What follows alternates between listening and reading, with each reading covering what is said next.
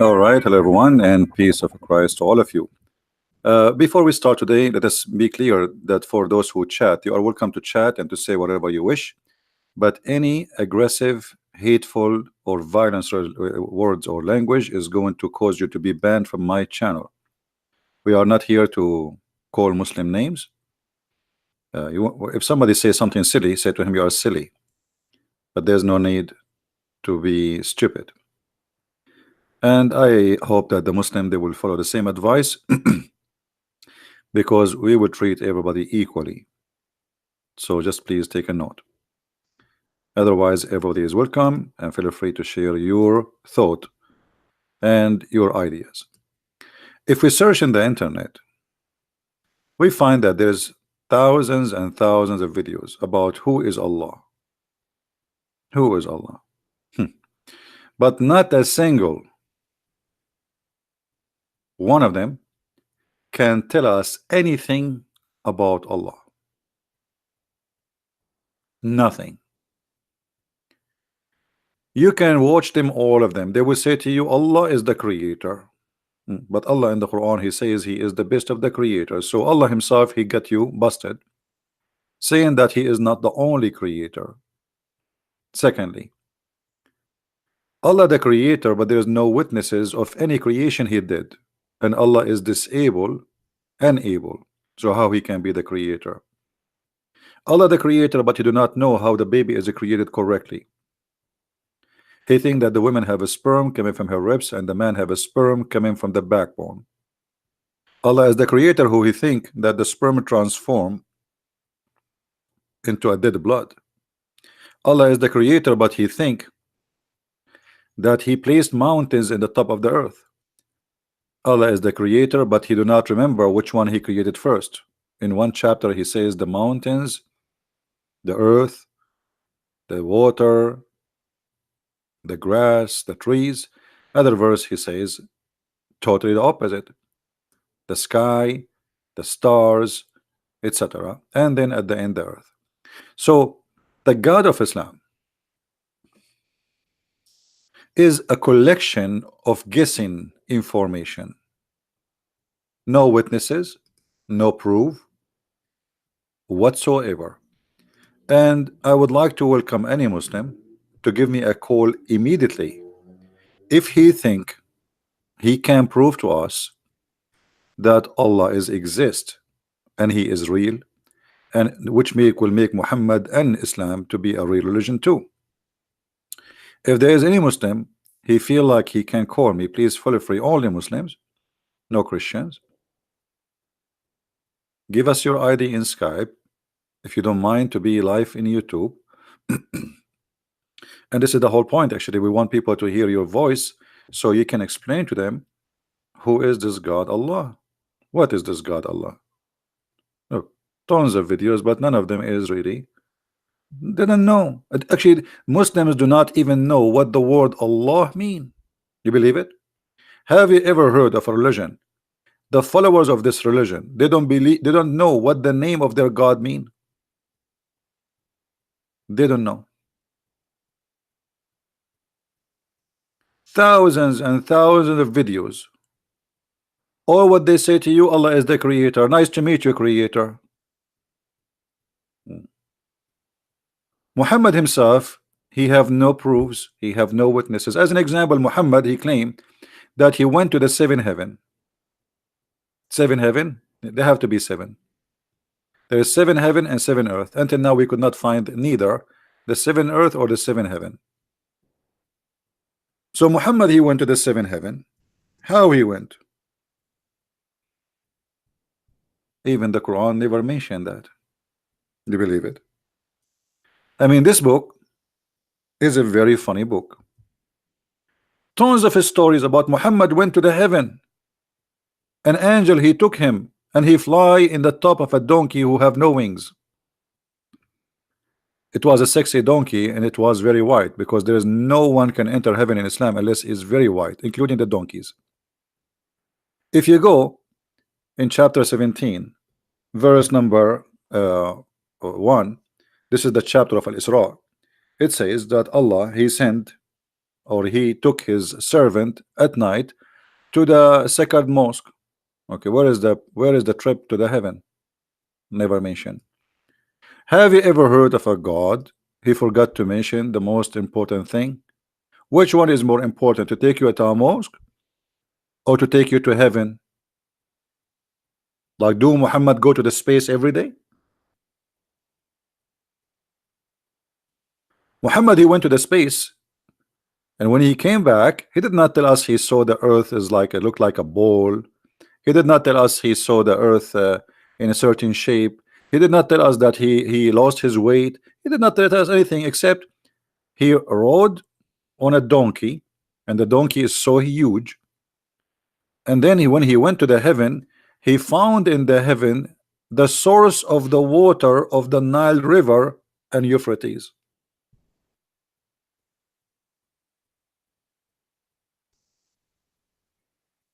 I mean, how in the world he says such a thing? All the rivers which is known in the south of Turkey, north of Syria and Iraq, and include plus the Nile River. Muhammad, he claimed that when he went to the heaven, which is in the seventh sky, he found that those rivers are coming from there. Isn't it this is enough to prove to us that Muhammad is a liar and he is not telling the truth? Imagine I say to you, okay, I am Allah, worship me. What is the proof of Christian Prince that you are Allah? Okay, I will say to you, I am the one who created the whole world. Oh, you say to me, I don't believe you. Prove it. I said to you, I will send you a guy, his name is Muhammad, and he will tell you that. Hey Muhammad, I will take you to heaven, and now I will show you heaven. I took Muhammad to heaven, and then he in the heaven he discovered where the Nile River is coming from.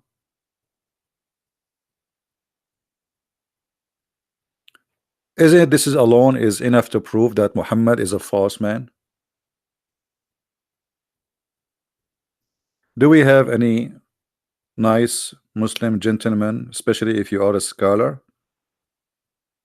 I would like to see a Muslim claim to be a scholar with the beard. I like those guys with the beards because they are the easiest to demolish. Do we have anyone? So all this noise about the amazing Allah, the amazing Prophet, the amazing etc., and then we find that the Prophet, he is nothing better than Alice in the Wonderland. Actually, I can show you the tree of the Wonderland of Alice exists in the Jannah. According to Muhammad, not to me.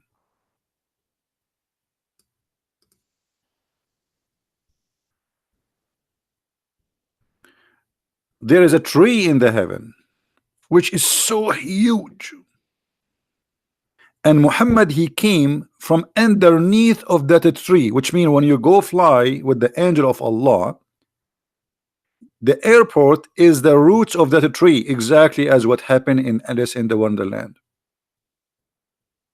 Are we lying, Muslims? Are we lying?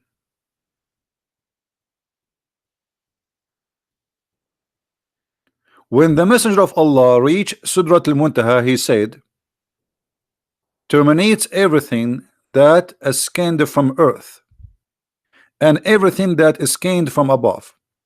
So there Allah gave him 3, which he did not give to any prophet. He made 5 prayer, which is obligatory for the upon him. He gave him the last verses of Surah Al-Baqarah. Hey Muhammad, I want to give you this verse from the Surah Al-Baqarah. Take it with you. Okay, what do you mean he gave him the last verse of chapter Al-Baqarah? There was no chapter of Al-Baqarah anyway. There is nothing is called chapter of Al-Baqarah. Quran was not a chapter. This is long time after there's a chapters came to exist. And then he okay, hold on, guys, hold on. Why we don't go and see what is the last verse in the chapter of Al-Baqarah? Shall we? Does it hurt? Because I am interested to see. Allah gave him the last chapter of Al-Baqarah, the last verse, last verse. Okay, this is Al-Baqarah. I'm going to see the last verse. Let us see why this verse is important. No one soul doth Allah place a burden greater than it can bear. It gets very good that it earn and it suffer. Every ill that it earn, our Lord condemn, blah blah blah blah. You can read the whole. What? So why he gave him this verse? What does verse mean? If a Muslim want to say to me, Allah he gave Muhammad 5 prayer, that's a false thing. Muhammad he did not receive 5 prayer. It was Musa who asked for discount. Allah gave Muhammad 50 prayer. Shall we see it? And it was the Jewish Musa, businessman. He's a Jew. We know how to calculate, not like Muhammad.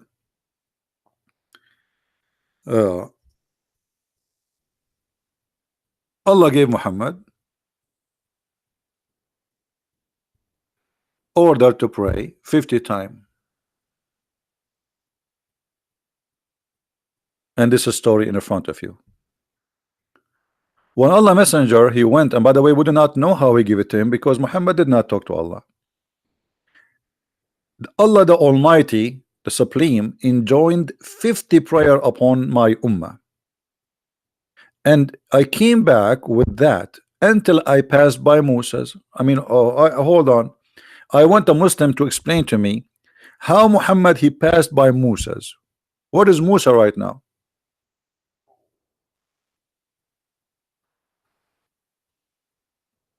Muslims, where is Musa right now? According to Muhammad, Musa is dead. Adam is dead. Actually, Muhammad, he will be the first one to be resurrected in the judgment day, which means they are not resurrected yet. The only one is alive in heaven now is Isa, which is supposed to be Jesus. So Muhammad he met Moses how? Not only he met with Moses, he is talking to Moses. Was Moses a real Moses?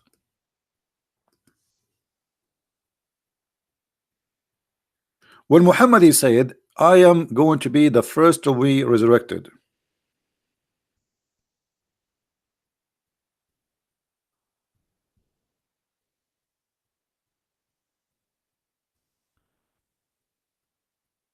Let us see if we can find the hadith in English.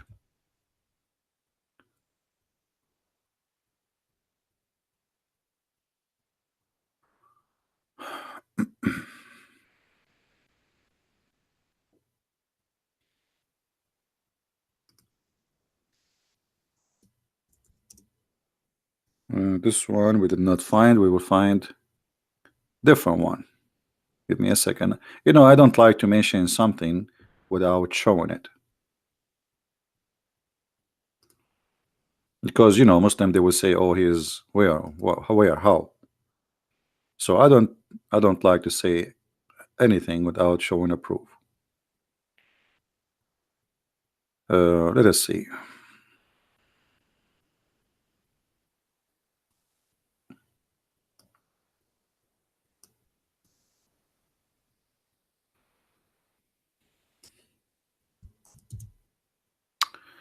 Read carefully with me, please.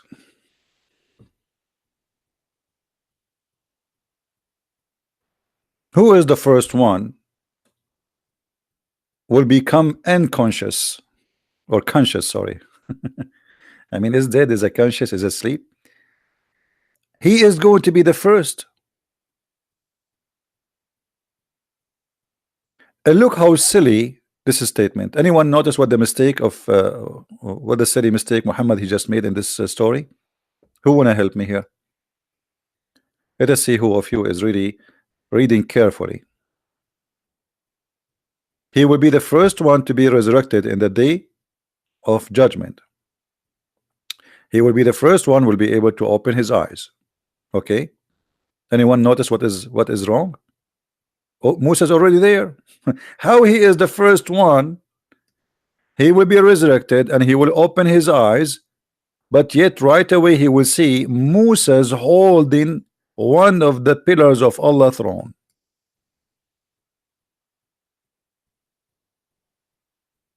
Imagine I say to you, I am the first one to be resurrected, and when I open my eyes, I see Moses holding the pillars of Allah's throne.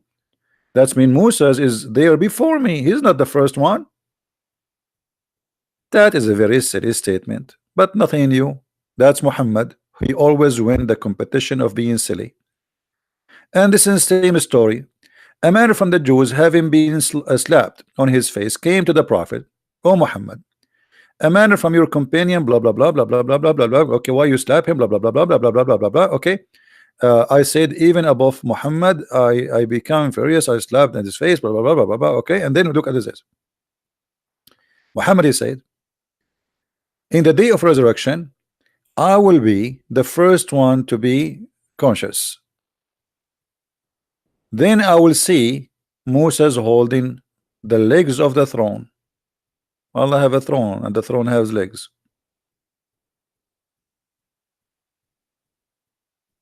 I will not know whether he has come to his sense before me, or that shock had been received at mountain. What is that? You just said, you just confirmed that I will be the first. Do you see it, Muslims?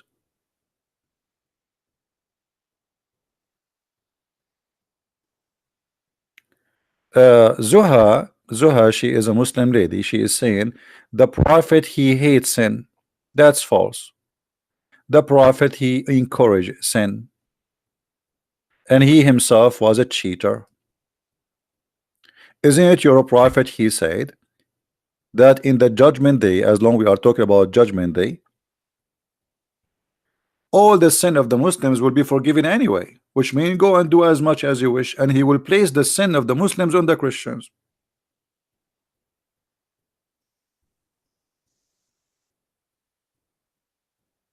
Are you there, Mrs. Zuha? Are you there?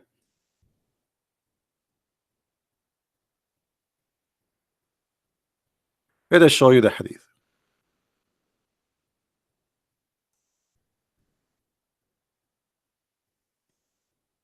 A person who says such a statement, obviously he is encouraging sin, because he's saying to you, even if you have a mountain of sin, read carefully, guys. Is that me saying that? This is Sahih. They cannot say this is Sahih Muslim, Sahih Ibn Majah. All of this is Sahih Hadith. They cannot say it's fabricated.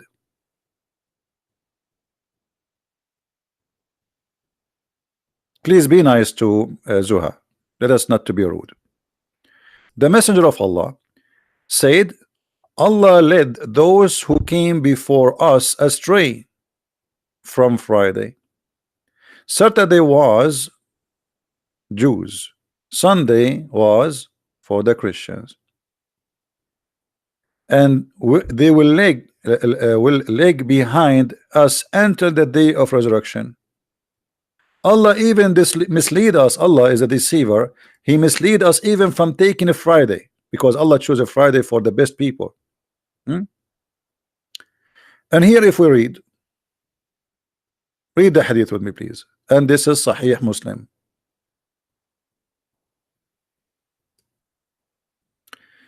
Muhammad, he said, not me. Don't blame me for what your prophet he say. There would come people among the Muslims on the day of resurrection with heavy sins as mountains, and Allah would forgive them, and he would place in their stead the Jews and the Christians. So how, Muhammad, he said, you are saying to me, Zuha, the one in the chat, the Muslimah, that Muhammad is against sin, when he is saying to you, don't worry, sin as much as you want, even if it's like a mountain, Allah will take it and Allah will place it over someone else, and specifically the Christians and the Jews. And this proving Islam and Muhammad to be false again. Anyone remember why?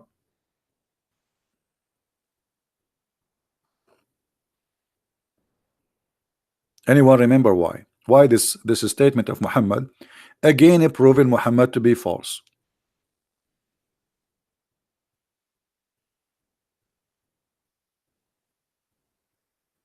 Zuha, I don't care, forgive them, they are sorry or not. As you see, Allah, you come in the day of resurrection. This is in the day of resurrection, and you have this sin. So obviously, He did not forgive you yet. And what He will do, He will take your sin and He will place it in the Christians. But isn't it this is a contradiction for what Muhammad he said in different lie? The Muslim, they say to us, is it fair that Jesus he died for our sin? Shouldn't a person pay uh, for his own sin? And actually the verse we just read in chapter 2 verse number 8 to 6,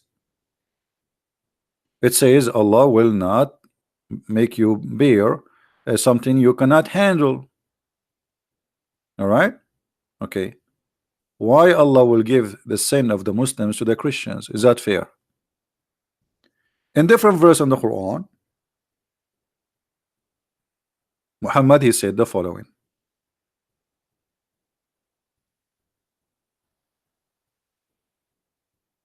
all those verses saying that nobody will pay for the sin of somebody else. All those verses. Look how many.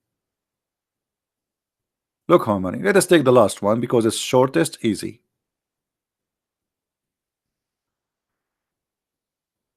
Namely, that no barrier of burden can bear burden of another. Nobody can bear the burden of other. And this is again a contradiction for this hadith and a contradiction for the Quran in different place.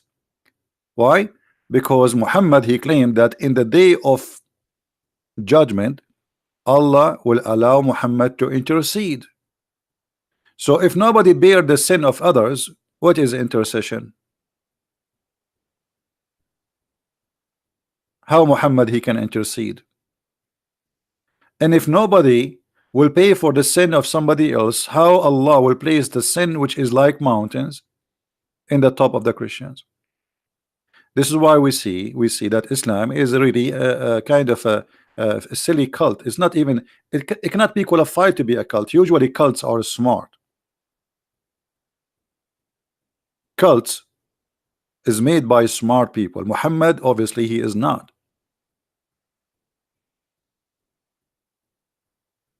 And this is why Muhammad he spent his life nobody believed in him. But then by the sword, when he joined with the gangs, the outlaw, we call them in Arabic as-Sa'alik. In America today they call them outlaw, or like in the time of the cowboy. The Sa'alik simply are people who they are cast out their tribes for they are ugly in crimes, which means their tribe they wash their hands from them and say they are not our sons, kill them. Muhammad he joined the Sa'alik, and the Sa'alik are criminals, pirate, and he started doing what Sa'alik do. That's why you see the Muslim they say Ghazwatul Rasul, which means the attack of the Prophet. All the attack of the Prophet, especially in the beginning, was against caravan of people who they are in the road. Have you ever heard of a prophet of God he attacked people traveling?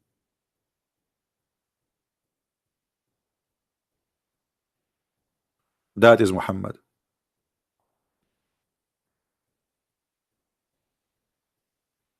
If there is any Muslim would like to call me, if you feel like you can call me and you can prove us wrong, please feel free. You are more than welcome. And please, everybody in the chat, be nice to the Muslims and be kind to them.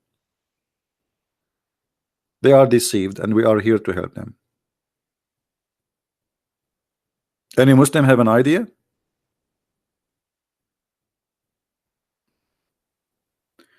Now we go back to zero. After Muhammad he discovered that the Nile River and the Euphrates River are rivers from the heaven. Why Muslims do not make books about this? I mean, here we go. They make thousands of false videos about discoveries in the Quran. The Prophet, he made a prophecy. Even they say that the Prophet, he prophesied satellite dish. And look like Muhammad satellite dish was one of them was in Euphrates in the heaven, and the other satellite dish was in the Nile River in heaven.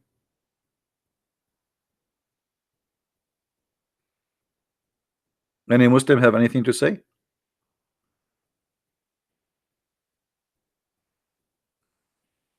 Anyone?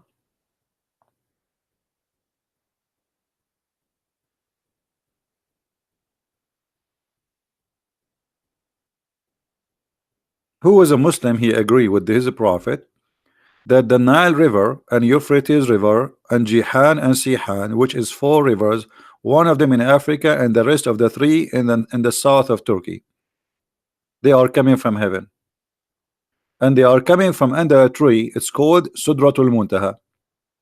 And by the way, Sudratul Muntaha, it's a very funny tree. The leaves of it is made of gold, and you can walk underneath of it for 100 years.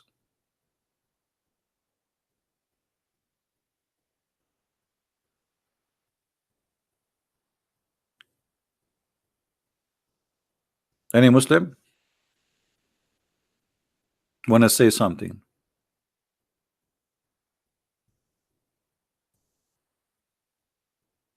You know, I see that Muslims always proud about being Muslims, but they have no answer for anything. They don't even know what being a Muslim means. All what they know, we say Shahada, and we say Alhamdulillah, Inshallah. And this is why the Middle East is messed up, because everything is based on Alhamdulillah, Inshallah. I will do it Inshallah tomorrow if Allah will, and nothing will be done neither by Allah, neither by them.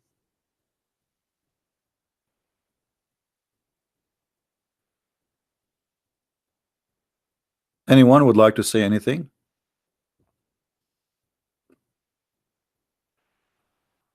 What is the tree which Allah he have in his backyard, which is the greatest tree in the whole universe? Anyone knows? Who is a Muslim knows?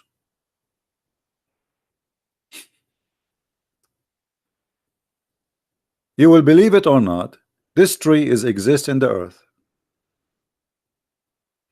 Muhammad he chose a tree, showing us how shallow he is.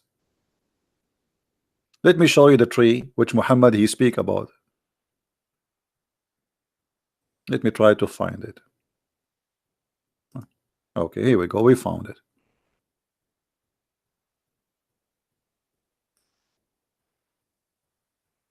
This is the tree Muhammad he spoke about. Muhammad is a desert man.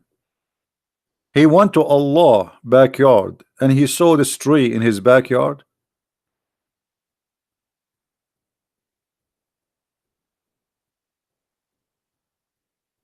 Are you sure?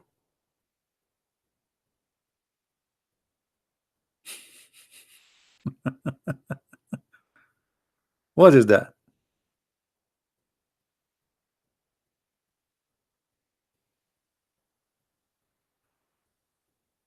Let me be sure that this is the exact tree, because this one looked nicer from the one I know. Yeah, actually this is the one, and it goes like, look how it looked like. Those ones are young. This one is older. This is how they look like. This tree in the backyard of Allah, and you can walk underneath of it for 100 years travel under one branch. Is Muhammad saying something truthful? And not only that, everyone, that this tree is the same as the movie. It's called Alice in the Wonderland. Everyone goes up and everyone goes down. He have to come from underneath of the roots of the tree.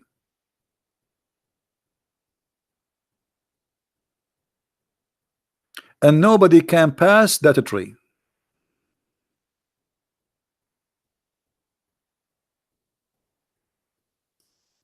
Let me see if I can find you some hadith so we can read about this amazing fiction story Muhammad is coming with. Oh, hold on.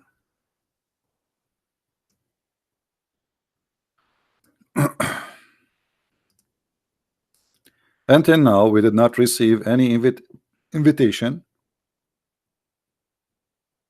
from any Muslim to call him, and I wonder why. Maybe they knew they have no answer, so they said to themselves, and I'm not going to talk about it. We will look funny. While I was traveling through paradise, a river appeared before me, whose bank had tints of pearl. I said to the angel, "What is this?" He said, "This is Al-Kawthar, which Allah granted you." He said, then he put his hand in the clay and removed musk from it. Then I raised up to Sidrat al-Muntaha, and I saw a magnificent light at it. Muslims, what is that? What is the light which Muhammad he saw in that tree which we just showed you the picture? And Muhammad he have a tent in a side of a river, and this is Al-Kawthar which Allah he promised Muhammad, and the mud of it is made from musk. I was raised to the lotus tree. This is the same tree, and I saw 4 rivers, 2 of which were coming out and 2 going in. Those which were coming out were the Nile and Euphrates. Any Muslim have a comment?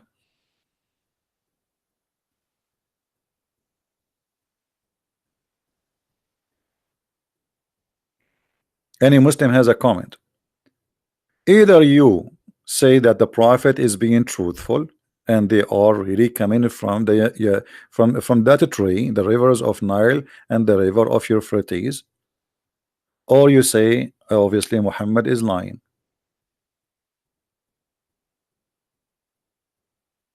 Anyone?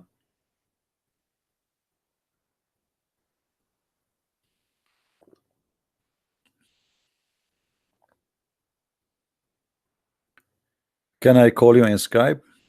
Hassan? Yeah, sure, Hassan. You are a Muslim, right? Yeah, you are a Muslim. I remember. Are you in Skype already, Hassan? Now? Okay.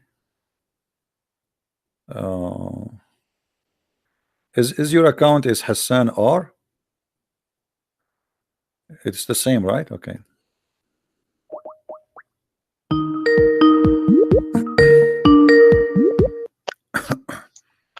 Hello. Hey Hassan, how are you? I'm fine, and you? Am I saying your name correctly? Is it Hassan or Hassan? Hassan. Hassan, okay. Remember last time? Yeah, but you know, too many names in my. It's hard even to know who's the person who's. You know what I mean? It's impossible. Yeah. Anyway, Last time, what do you think about this? I was with the Shia guys. Yeah, what do you think about this, Hassan? About the discovery of Muhammad, he found a river of Nile and Euphrates coming from the tree in the heaven of Allah, in the 7th heaven.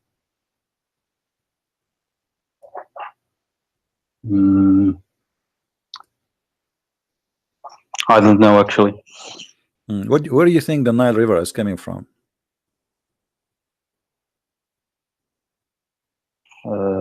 It is on the earth. Yeah, but where in the earth? Is it in Africa? Is it in Asia? Where? Asia, right? No, it's in Africa. Africa. Euphrates is in Asia. It's in the south of Turkey. The Nile River is in the middle of Africa. So why Muhammad is taking 2 or actually 4 famous rivers, Sihan wa Jihan, Nilu wal Furat, 4 famous rivers, and he claimed that they are coming from the heaven of Allah, and the heaven of Allah is in the sky. Is this Sunni or Shia? Oh no, this is Sunni now. I know you are a Shia, okay. But I know that, but this is Sunni now.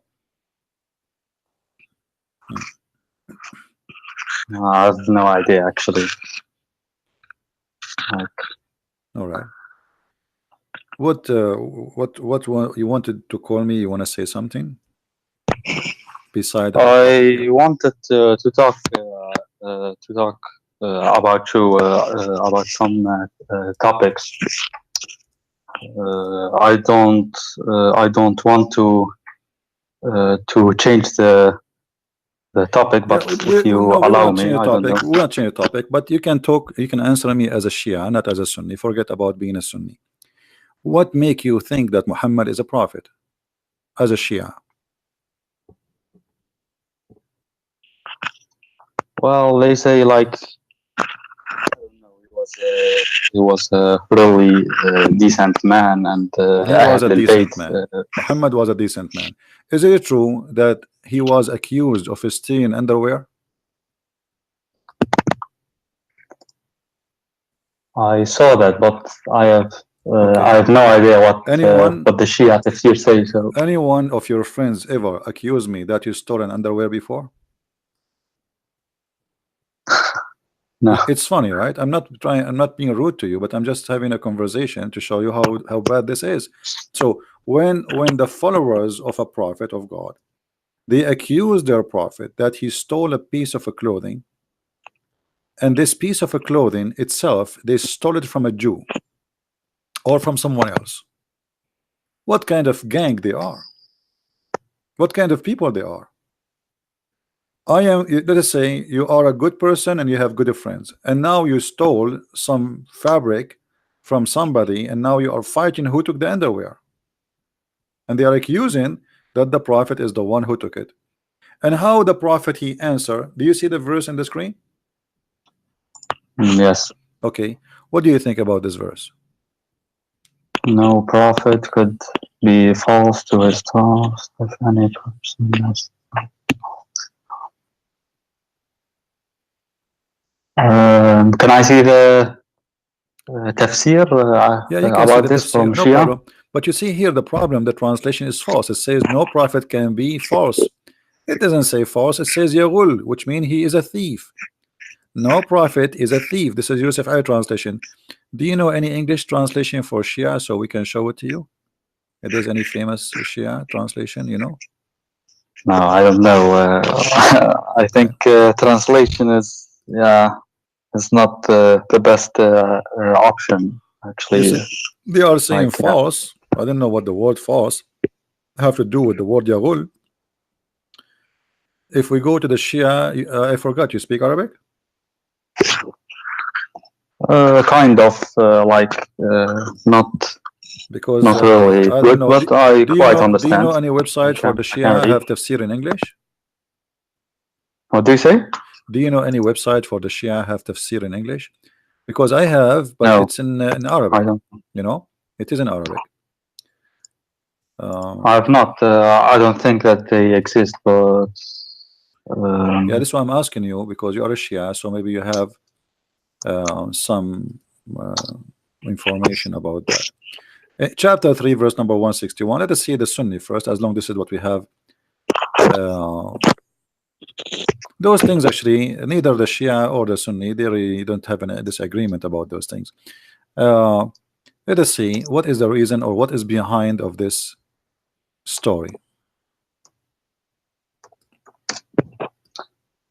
I'm looking now for Shia tafsir at the same Okay, read time. carefully with me. Wait. This is Tafsir al-Jalalain.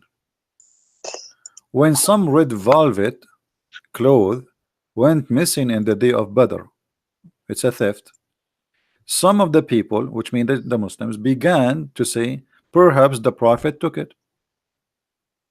In the following, the verse was revealed. It's not for the Prophet to be a fraud, Yaghul, a thief. You see in the translation how they fool us?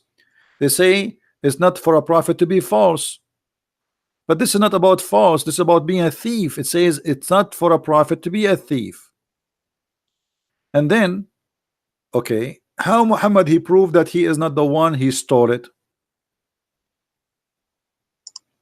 By giving a verse saying Allah said it's not me who stole it. Shouldn't Allah tell us who is the one who took it?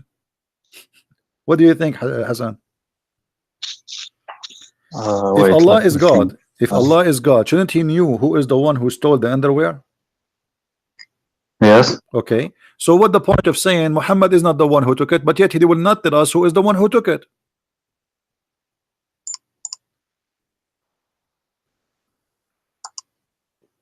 Do you understand what I'm saying?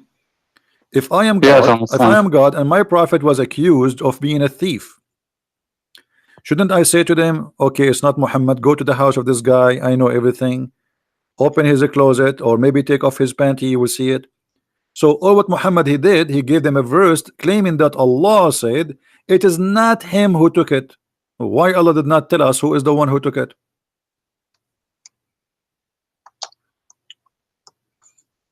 Um, Imagine, it, in the court. Imagine we have a court, and somebody was accused of stealing some lingerie from Victoria's Secret. And in the court, the guy he said, "I will give you a verse from Allah saying it is not me who took it." The judge he will let him go. Then it's very Islamic. So the only proof Muhammad he have that he's not him who stole the underwear, that he give them a verse claiming that Allah told him that. How we knew that this is not Muhammad himself saying this? Until now, by the way, the underwear is missing. If anyone have an idea, please call the FBI of Saudi Arabia, because it is really a big case. Even Allah he could not find out. Even he called Colombo, you know, Detective Colombo, Sherlock Holmes, and they could not find the underwear. I mean, look how silly this verse is. People accuse you of a theft. You say to them, Allah said to me, it's not you. What about you tell us who took it?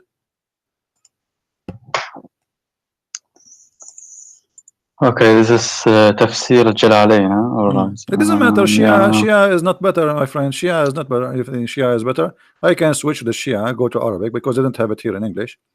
And Can we go? yeah, we can go to the Shia. No problem. No problem. You go. Let us Like go to use the this Shia. one. No Tafsir Tafsir al-Burhan. Yeah, okay. You can go to the That's what we Shia. use. Hold on. We can go here. They have. Let me show you what they have in the screen. They have Tafsir al-Quran al-Tabrasi, علي ibn إبراهيم القمي, الطوسي, الطبطائي, الكشاني, الجنباذي, The last الشيرازي, one. البحراني. Al-Burhan. Burhan. You go to Al-Burhan Burhan. في Okay. تفسير القرآن. All right. Let's go to the Burhan. Okay. I'm just curious. All right.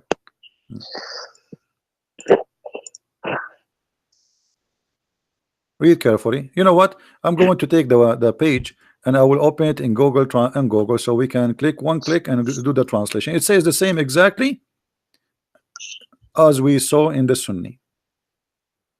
Look like the Shia and the Sunni, they agree about this one. All right, we are translating now. Here we go. This is Tafsir al-Burhan. You see the screen, Hassan? Yes, All right. I'm looking at the screen. All right, it says in the top, Hisham al-Burhani. This is Tafsir Google, so you know, take that into consideration. It's not very accurate, but it's saying the same. That it says that they attribute to the Prophet that he took a piece of a clothing, which is a red velvet underwear. Do you see it? Wait, I think the screen is not on time. Wait. Refresh the page, maybe. If you refresh it will work.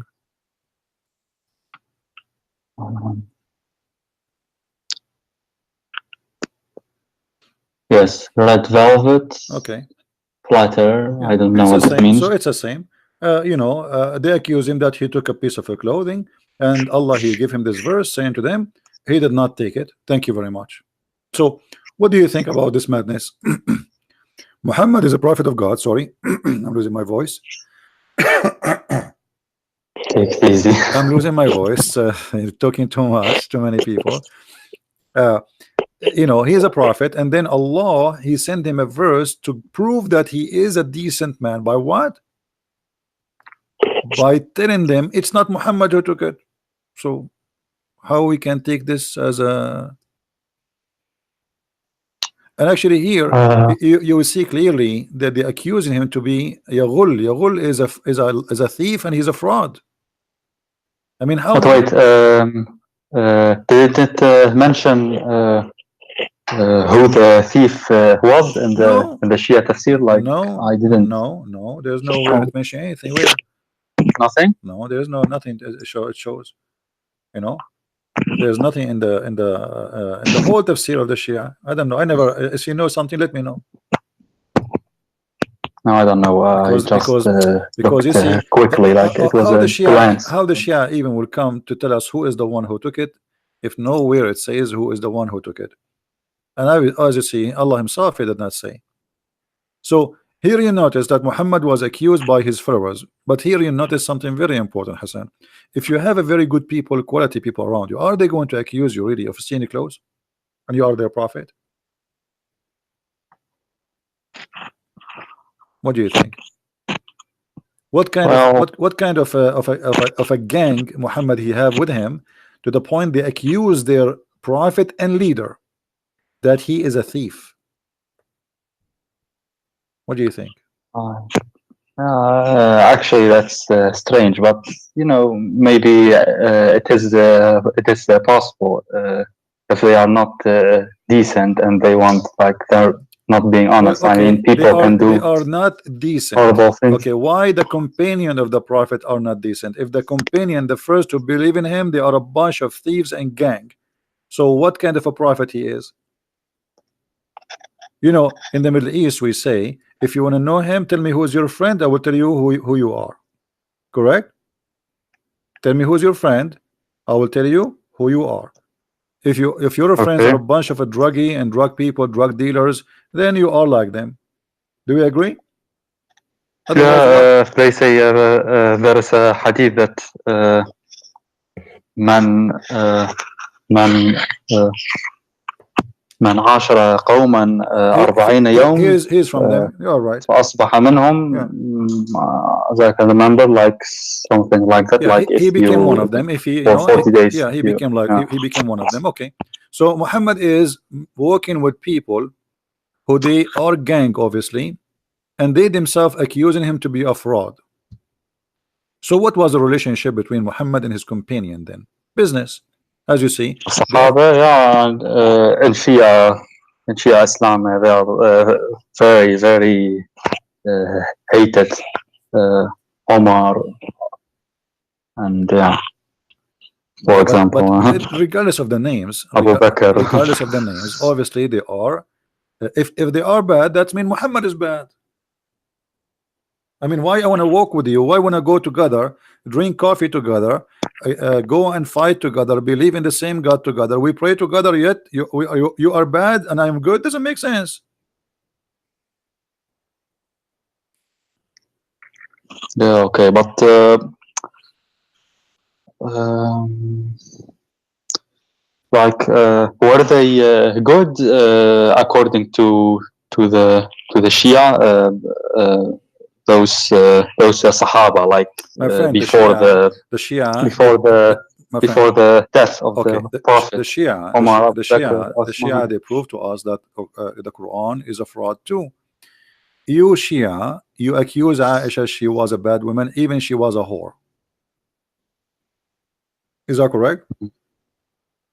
Or Yeah, I don't know, but Sahibatul Jirar Shia al-Khadr. You can Islam, go. she's very much hated. No. Yeah. You can go right now and search on YouTube. You will see your scholars. They are talking about the hadith about Aisha. They call it Sahibatul Jirar al-Khadr.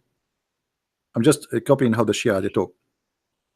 يقول الحديث أن عائشة قد زينت جارية وطافت بها لكي تصطاد شبابا من قريش. This is how the Shia they speak about Aisha. Do you agree? Are you laughing? Aisha, guys, I don't know actually. she decorated a slave girl so she can hunt young men from Quraysh. She want to sleep with them. This is what the Shia says. And by the way, this hadith is a Sunni hadith too. So you agree, and you said that the Shia says that Aisha, the wife of Muhammad, is a bad woman, right? Yes. Okay. But isn't it the Quran says The bad women, Allah will make them marry bad men. Yes, last time you showed me that. So Yeah. yeah, So yeah, that mean I remember that. that's mean Muhammad is a bad man. If Allah will make bad men marry bad women, good women marry good men, and Aisha and Hafsa and many of his wives, they are nothing but bad women.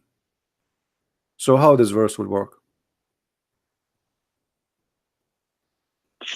Let me see again. Okay, And wait. again, by the way, the translation here is very false. Like here, translation says bad women deserve bad men, and bad men are for bad women. The fact doesn't say that. It says الخبيثات للخبيثين والطيبات للطيبين. So Allah made a destiny that for the good women, good man, and for the good man, good women, and for the bad man, bad women, and for the bad women, bad man. It's a destiny. So how Muhammad he did marry a bad woman? She was maybe good back then. I don't know. Maybe, yeah. Well, if there's nothing it's called was and became something else, Allah he knew the future. But in Shia Islam, we believe that there's something called قانون البداء that قانون what? the future can be changed. Like it is not written like the Sunni. No. You Have believe in the you heard about that? yeah. No. Al-Bada, something. Yeah. Something like that. Al-Qadar, the name of Al-Qadar alone is enough to prove that you cannot change it. The Qadar will change by Allah, not by you, which mean you do something and Allah wants something, and what Allah want is going to happen, not what you want. Okay, but yeah, I don't know. Yeah, قانون البداء. You know that, right? Yeah, but still, heard this about it? is still What is that then? What? قانون البداء. I think. You mean I don't al-bada know. or al-bala? What? Sorry. I'm trying to understand what you are saying. Al-bala or al-bada? Well, Bada. al-bada With dal, yes. al-bada. I think you are saying it wrongly. Wait, I will look for it. Wait. I think I know you. I know what you are talking about. Hold on. Yeah, al-bada, the bada and the Shia. Yeah. But this is not about what you are saying. Al-bada is the appearance. You see the Shia, the difference between the Shia and the Sunni. The Shia, they have something, it's called appearance, and the inside, the inner. Correct, Hassan? What do you mean? Wait, I don't know what you mean. There is the appearance, and there is the inner, the inside. Batin and Zahir, you mean? Yeah, Batin and Zahir.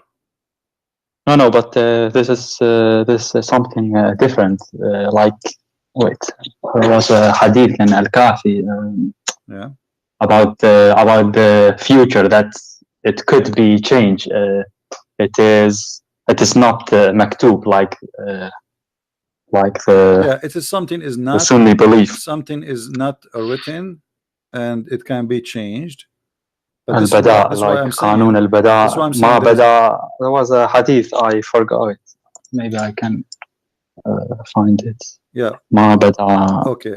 I forgot the hadith actually. This is from Aqaid al-Imamiyya. Are you the 12? From the 12? 12, yes. From the 12. Ashariya, okay. Yes. Now I know what I'm talking about. So, but yeah, but what you are talking about, that you start something and later you can change what you want to do, right? Yeah, like it is maktub, but yeah, it still could be changed. Like it is. Who is going? It's not But who is the a one who will real change it? destiny. Like Who is the one who will change it? me, depending on my deeds, not like that. God created me with a Okay, let me ask you. destiny, and then When Al Hassan and when the children of Ali they've been slaughtered, is that because they changed or because Allah destiny was for them to be killed?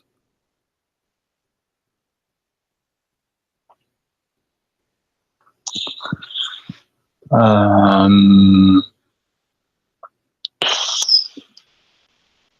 well, God knew it because the angels, I can't remember that they um, how do you say that in English? اشتكوا, like, yeah, I don't wait, the word, like they can you help me? I'm not sure. اشتكوا على الله because Complain to Allah. They yeah. complain to Allah. They What, sorry? they've been they rebel against Allah. Yes. Okay. Because God will create Adam, and then from Adam will bad people come and they will kill Al Hussein. Yeah, so they knew it. That's what I know. Like, okay, in the beginning, before Adam's creation. Okay, I want you to go with me. They I want you to rebelled. So all right. yeah, based on that, I'm now thinking. No. I want to show you something how silly the Quran is. Chapter 6 verse 148. Check chapter 6 verse number 148. Allah saying, the idolaters, those who worship idols, they say, if Allah, not if God. I mean, this translation is stupid. Let me try and change it. I don't know why he used the word God instead of Allah, because Allah isn't it the same? No, Allah is a name. You cannot say you place it with the word God in translation. So those who take partner with Allah will say, if Allah had wished, because if you say if God, we do not know what God is talking about, right? And this is not what the Quran is saying. The Quran is saying Law Sha Allah, so they name the God, correct? You know what I mean? Law Sha Allah, yeah. If he wants. As long it says Law Sha Allah, we cannot replace the word Sha Allah with if Allah, if God want.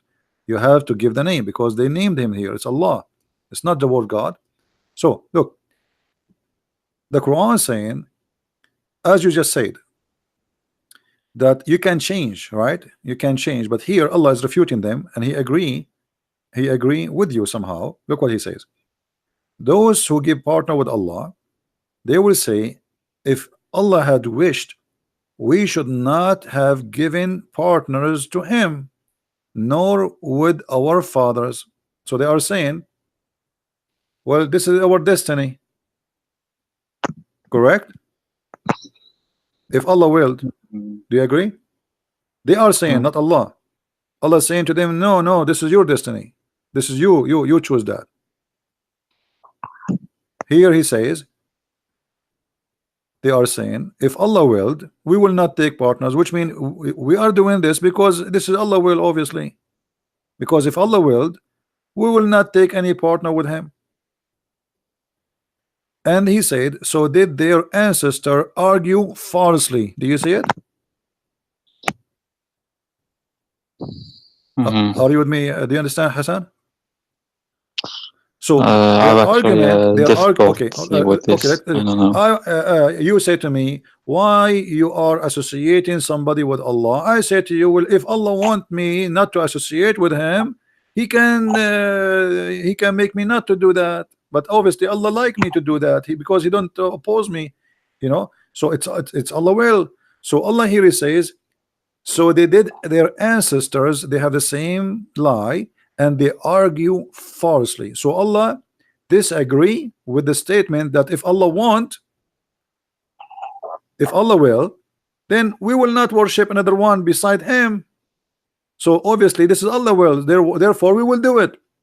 But look how silly the Quran. If we go to a verse, another verse, you will see the following.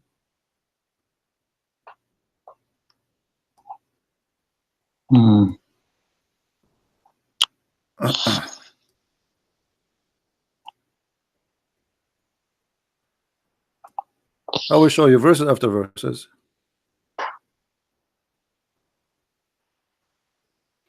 Okay, hold on. I need to change the translator. Anyway, all those verses, it says clearly that if Allah will, we will not worship someone beside Allah. So they say like God wrote this destiny Yeah, for they us. are saying that. They are saying that, but Allah, He don't agree with them. Allah saying to them, well, this is your false argument. This is your false argument. But then if we go to different verses in the Quran, we will find Allah saying that this is His will. You see, I'm not using hadith, because if I use hadith, you might say to me, you know, like I'm Shia, I don't agree with the hadith of the Sunni. I want Shia hadith. Yeah, no, I'm not going to show you they Shia. say I'm like, not going to show you hadith. I'm going to show you Quran, which is more better. Chapter 6, verse number 149. It says, Allah says,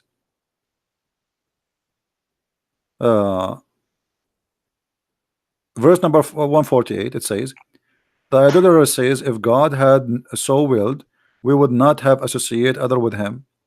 But this is their this is a fabrication argument. But the verse after it says, Allah said to them, say, to God belong all the consumment argument. Had He will, He would surely have guided you, all of you, or right. Let me change the translator again. It's coming back to this translator. This guy is an idiot. I think he's using Google translation. can I see the Arabic also? Sure. Like, okay. Let me read it again in English. So with Allah is the argument that reaches home. If it had been His will, He could indeed have guided you all. You see it? So how in the verse before it they said, if Allah will, we will not be misguided. And then the verse after it right away He says, if Allah, say to them, if Allah wanted, He will make you all guided. So this is His will. Okay, it's the Arabic. قل فلله الحجة البالغة فلو شاء لهداكم أجمعين. Correct. Yeah, okay. لشاء, like, yeah, okay. فلو شاء لهداكم أجمعين.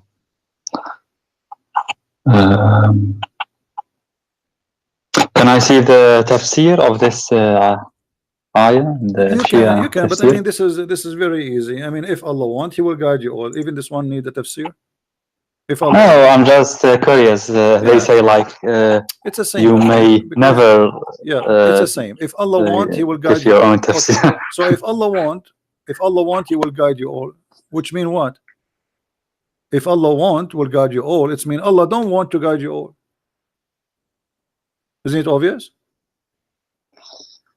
Yeah, I agree. There are many verses. One says, if we go to different verse in the Quran, فزادهم الله مرضا. Thank you. Yeah, he increased the disease in their hearts, and right. Let me think. Chapter 6, verse 117. It says, your Lord who knows He knows who is going to go astray and who is going to be in guidance. Correct? What is that? It says, your Lord knows who is going to go astray.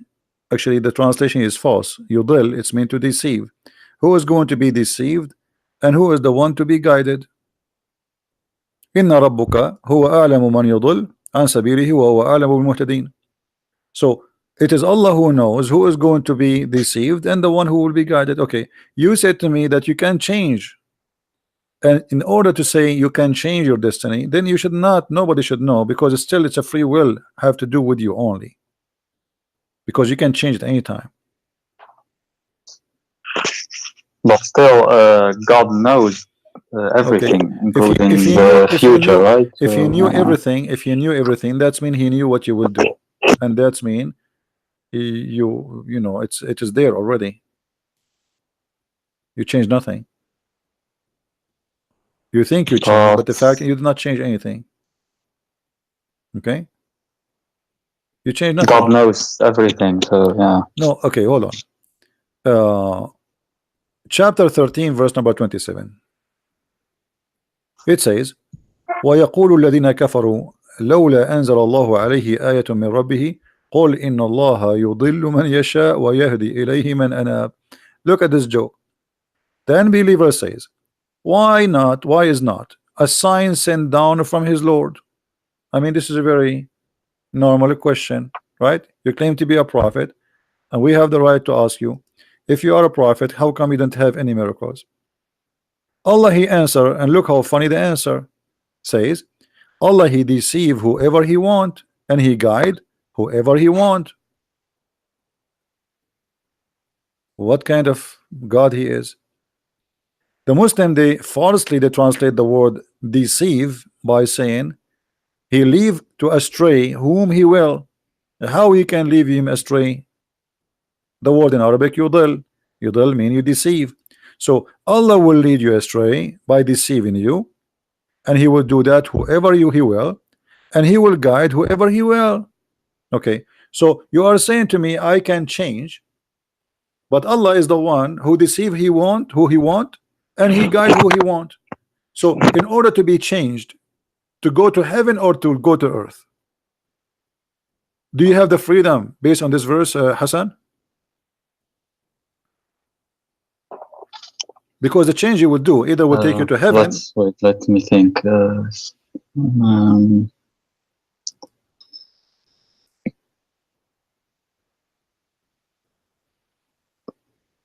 Can I see the Arabic again? It was, I think, more Yeah, this is chapter clear. 13, chapter 13, verse number 27.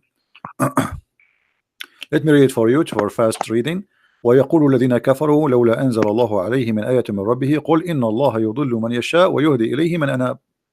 Okay, Yes. that's madness. So يضل all what من they said to يشاء. you as a Shia that you can change is a fabrication, because in order to change, you have to delete this verse, and there's many other verses. Here it says it is Allah who deceive whoever he want, and Allah he guide whoever he want. So in order for you to change destiny for bad or good, like to go to hell or to go to heaven, then you have to have a freedom. But here it says clearly that it is him who guide, no one else, and he is the one who misguide, no one else. Do we agree? Yes, يضل من يشاء ويهدي إليه. Okay. So in order to be, let us say you are a person who is doing bad deeds, and you want to change that. Based on this verse, in order to be guided, it's Allah he have to have the will to guide you, because he is the one who will guide you, not you by yourself. You will be guided. So you don't have a free will. We go to different hadith, actually verse. There's tons of them. Read this one with me. If Allah so willed, he could make you all one people, but he leaves deceiving.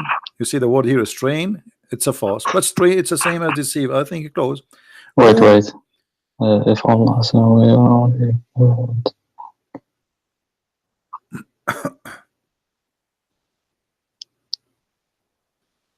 Straying, yeah, يضل straying. So what do you see here? If Allah want, he will make us, all of us Muslims, correct? Or all of us Christians, all of us Hindus, or all of us kuffar. But Allah, he don't want us to be all of us one. It is the will of Allah. He is the one who decide who is going to be believer and who is the one to be not disbeliever. So what's the point of this religion? Why I will go to hell if he is the one who decides I will not believe?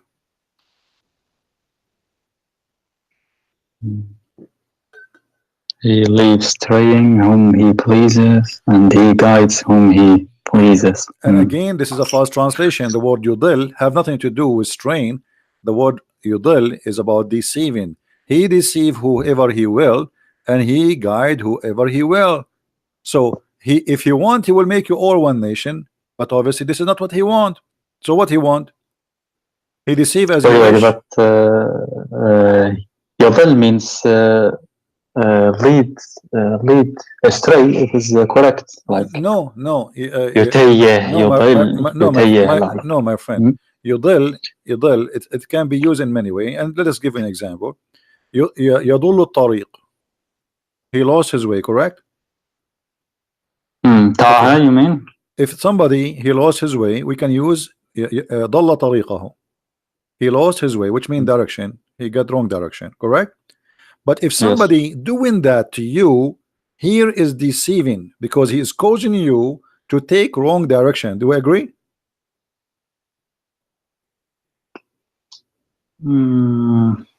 Okay, you want to go in the highway to go to Washington DC, and you ask me where to go from. I give you a different highway in purpose to deceive you, so you can go. You will go to different city. Is that a deceiving, or this is just I went astray? You can say it is deceiving. Okay, it is deceiving. Yeah, it is. So I am leading you astray. Yeah, both are them. Yeah, but no, he leaves you astray, which means maybe you yourself you didn't, like, okay, he did not reach out to you to guide you. No, this is not the case. It says in Arabic, yudil. It's an act he did to make you astray, not something happened. You are astray, and he let you there. You know, it's like I'm walking in the beach. I saw somebody is drowning, and I did not give him arms, so he died. This is not what it says. He lead you to your death by deceiving you. All right.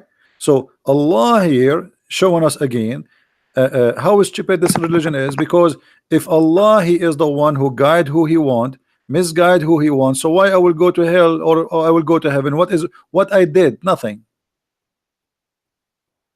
Chapter 16 verse number 37. Read this one. This one is even more horrible. I will show it to you in Arabic first, and we'll show it to people in English. إن تحرض على هداهم فإن الله لا يهدي من يضل وما لهم من ناصرين. What the heck? If you try, I don't see this. Wait. Okay.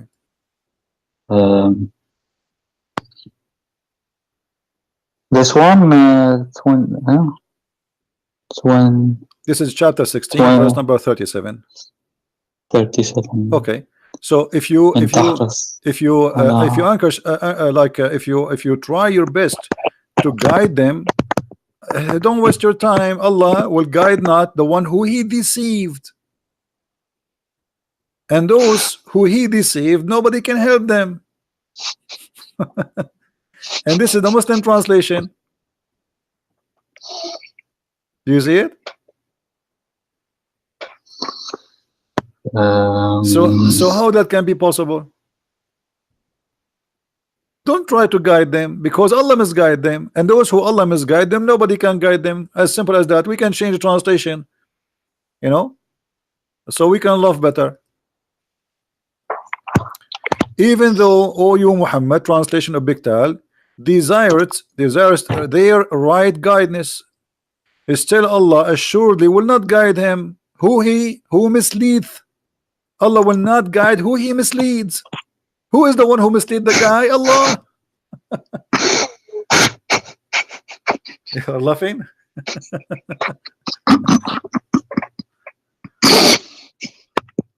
So what's happening now? So I don't know, man. So what kind of version this version is? What do they say then? That I don't know. They say in Shia that I thought that was indeed stupid to think that it is literally written. So they told me in Shia that's not the case. So Yeah, well, this is the Quran. I mean, they cannot even Okay, they this is can't even Quran. Yeah, I yeah agree. This they is can't Quran. So I'm play thinking like, games with it, you know, obviously, but they are playing games. They are, you know, and most of people they don't need, they don't study carefully. All right, and you know, a book full of contradiction. All of it is in contradiction, and the same can be found all over, like chapter 35, verse number 8. It's Allah who guide he who he will, and he misguide who he will, deceive who he will. which one again? This front 35. This is why my book is called Deception of Allah. Go get my book. 123. Which one? 35, verse number 8. 35. For Allah, He deceive not astray whom He wills, and He guide whom He wills. That's it.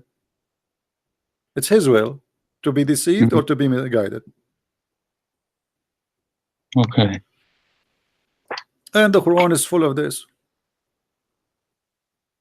All the Quran is like that.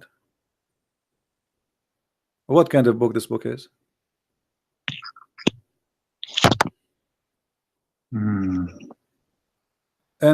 imagine in the Quran, in chapter 2, verse number 26, Allah will give you a parable, and then this parable will guide many and will misguide many. What is that? How stupid that is. I will tell you a story, and this story will misguide many and will guide many. Do you see it?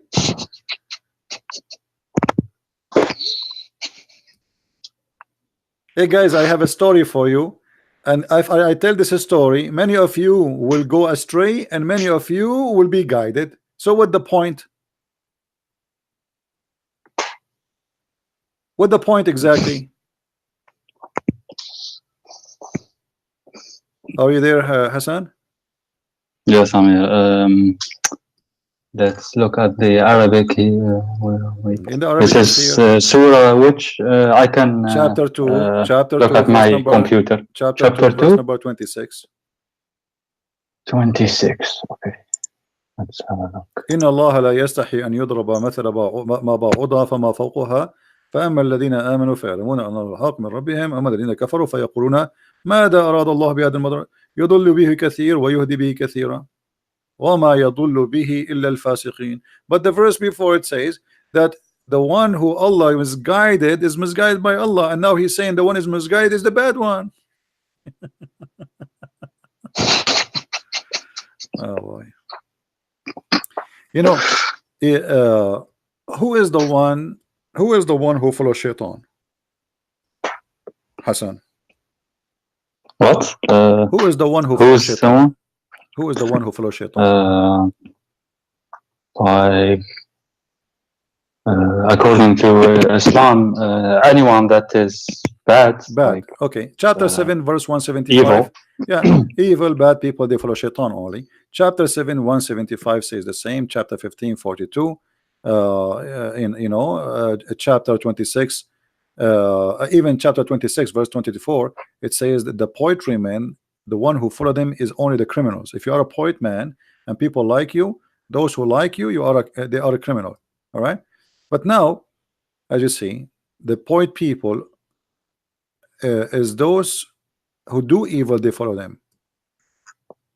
All right, the one who is bad who follow them. But look, in the Quran says, chapter 15, verse number 42, that from my servant no authority shall thou have except such as put themselves in the wrong and follow thee.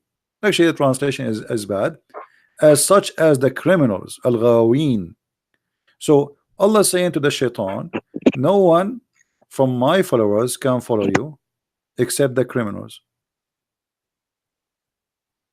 So how none Muhammad, of my followers can follow you? yeah, except the bad ones. Only bad ones will follow shaitan. Shaitan have no authority over the good ones. Correct? So how Shia and Sunni, they say shaitan deceived me.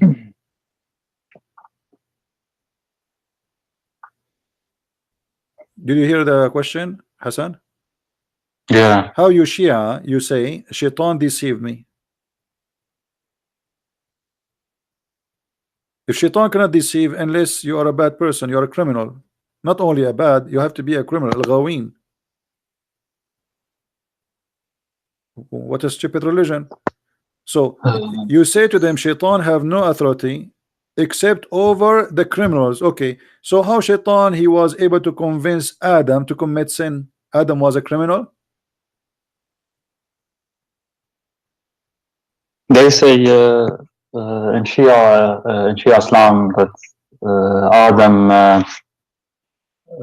like Iblis swear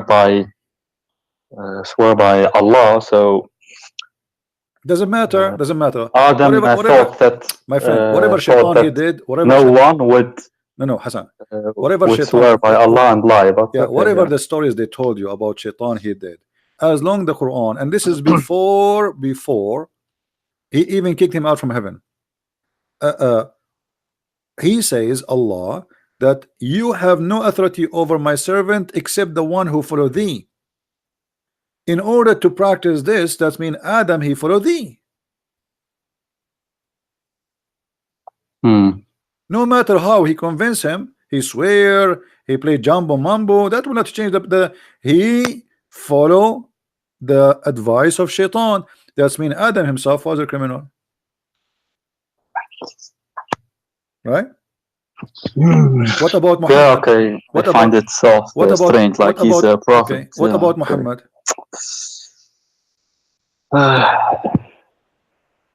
Was Muhammad a sinner according to Islam, to Shia, or no?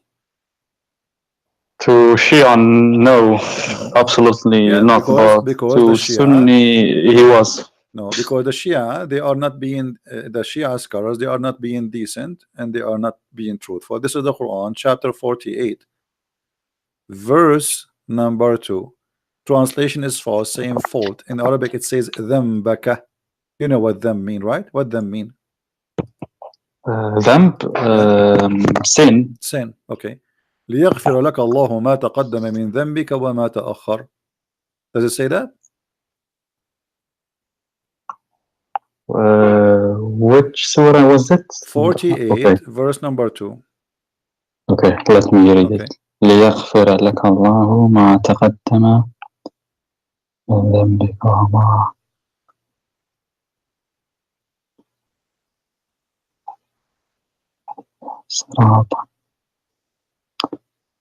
Yes, okay. So to who is he? This is to Muhammad. This is to Muhammad. This is speaking to Muhammad. This is the chapter of Al-Fatah. All of it is about Muhammad. So here we have given thee, Muhammad, a signal of victory, a signal of victory. Okay, that Allah may forgive thee sin that which in the past and which in to come. If the Quran just said that Shaitan have no authority over anyone to make him do what? If Shaitan have authority, what he would do? He would make you commit sin, correct? Do I agree? I don't know, man. Yeah. So Allah says you cannot make my followers do sin unless they follow thee, and they are criminals. So how Muhammad he commit the sin? And not only sin in the past and sin in the future. The Muslims, they have many fabrications saying that the Christians, they used to give a paper, like the Pope, he give a paper to forgive sin if you pay him money. The fact the Quran is the one who's doing that. Your past and your coming sin, open license for sin. But when does he forgive your sin? Doesn't say it, right? It says, my friend, it says forgive your past and your coming sin. And by the way, here there is something very wrong in the verse. And you speak Arabic, you know Arabic. Do you see here it says ليغفر لك الله? ليغفر, yes. Translation, that Allah may forgive thee. How Allah he say may forgive thee? May? What does that mean? If Allah is the one who will forgive him, and Allah is the one who is talking, so how Allah he say me, Allah will forgive you? I am the one who's talking. And why is saying may? Here you notice that the one who wrote those verses, he forget to switch speaking about Allah from speaking about himself. If Allah is speaking here, he should not say that Allah may forgive thee. You are Allah. You mean Allah is here speaking? So why he okay, Allah is speaking, why he will say may Allah?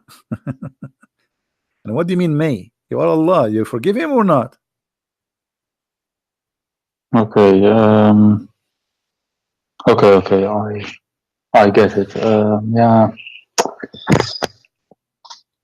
I don't know actually. So Hassan, what you want to stay a Muslim, man? After all this madness, you still a Muslim? Stay a Muslim, and may Allah forgive you. may Allah. Allah, he is not sure he forgive to Muhammad or not. May, and may in the past and the coming and the sin to come. I mean, look at this. As long you are saying the sin to come should not be may, because obviously you are saying you forgive him. So what do you mean ليغفر لك الله ما تقدم من ذنبك وما تأخر? What does means here? ليغفر is like maybe in the Arabic? future, like الاستقبال, you know, like something will happen in the future. So maybe Allah will forgive you in the this why in the translation is that may Allah forgive thee. Okay. What is that? Okay, you know what, Hassan, forget about all of this. Still you are not leaving Islam today. Until now, I can tell you are not, you are hesitating. I want you to help me to keep you as a Muslim. I want you to help me to keep you today as a Muslim. Give me something make you stay as a Muslim still. Okay, let me think.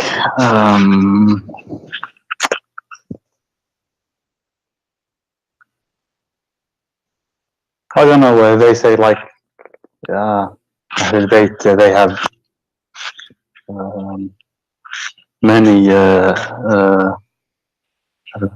hadith about wisdoms and like that's all fabrication stories speech. after what, you know, all those stories written long after Muhammad. And حكايات, for example, قال this is a story. قال علي, for example, هناك نعمتان مجهولتان الصحة والأمان, for example. So yeah, I don't know. And they say there's a book called نهج البلاغة. All right. Of Ali, he has a sermon without dots.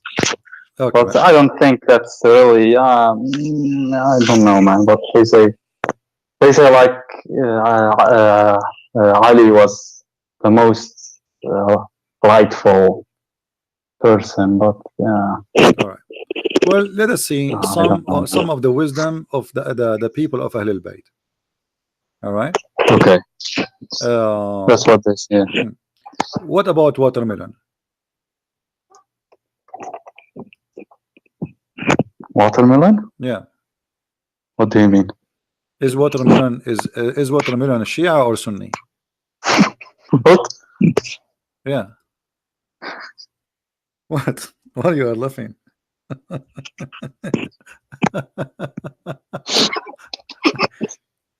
What happened? What do you mean? What do you? I'm asking you. You should answer me. Is watermelon Shia or Sunni? Guys, according to the Shia, watermelon, if she is sweet, she is a Shia, and she is from the one who love Ali and the family of the Prophet. If she is not the watermelon, she is Sunni. What do you say?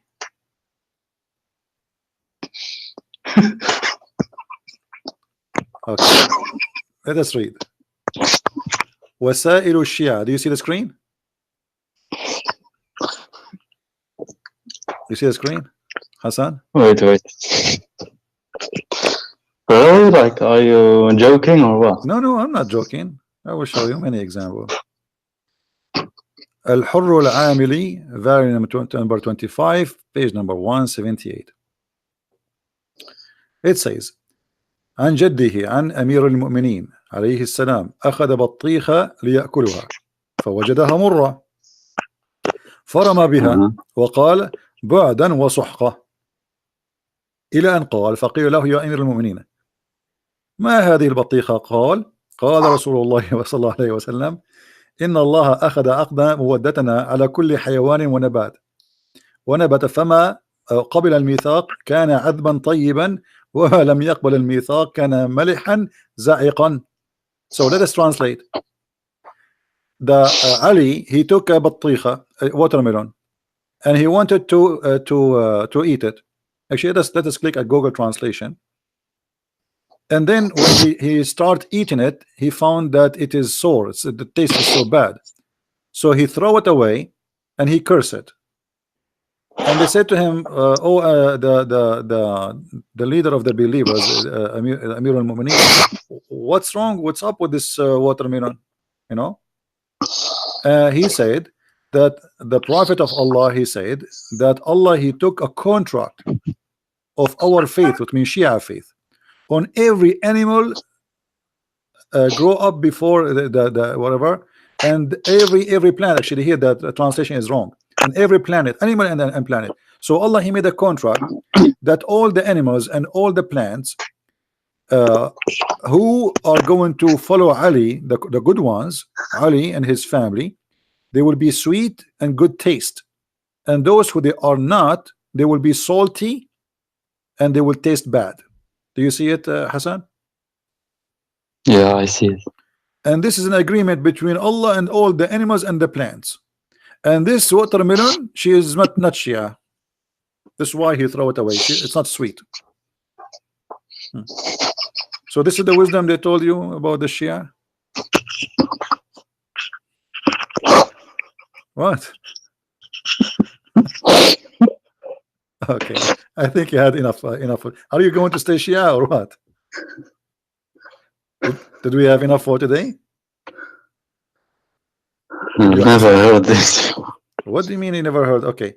What about if you look at the anus of a woman during like you're having sex with your wife, and if you look at her anus, what will happen to you?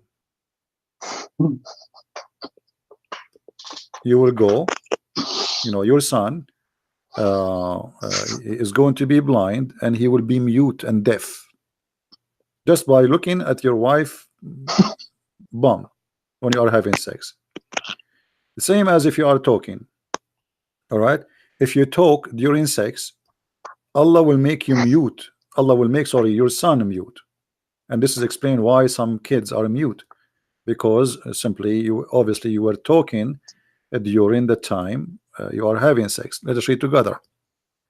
Al-Book Al-Kafi, and this is your best book. You told me before this is the best book you like, right? Al-Kafi. Al-Kafi, yes. Volume number 5, page number 498. All right, it says, let us go down. All right,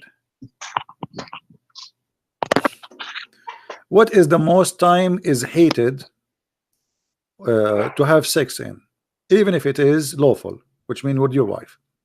He says between the sunrise and the sun raised, which means like the sun is rising and the sun already is in the sky.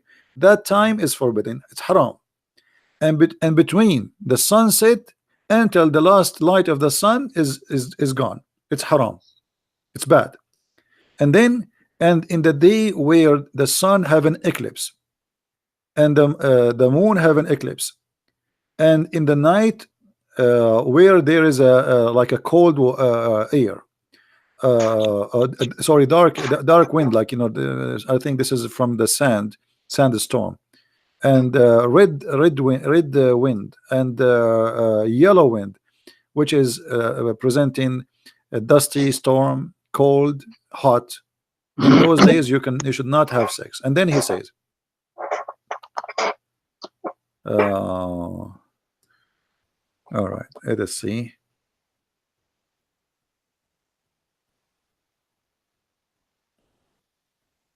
Oh, okay, in the top it says اتقوا الكلام عند ملتقى الختانين فإنه يورث الخرس. Do you see it? Yes, I see. Okay. Avoid talking during sexual intercourse because that will make your kids deaf and mute. Wait. ملتقى الختانين. What does that mean? الختانين, which mean women is circumcised in Islam, a man is circumcised. So when the two circumcision met, you don't talk. ملتقى. Okay. Yes. ملتقى is meeting. Okay. Yeah. But If you talk, you inherit your child to be mute. So the reason for this is the wisdom of the Ahl al-Bayt. Are you kidding me? I mean, this is a lot of wisdom. So this is what me keeping you as a Muslim, the wisdom of Ahl al-Bayt. Are you sure?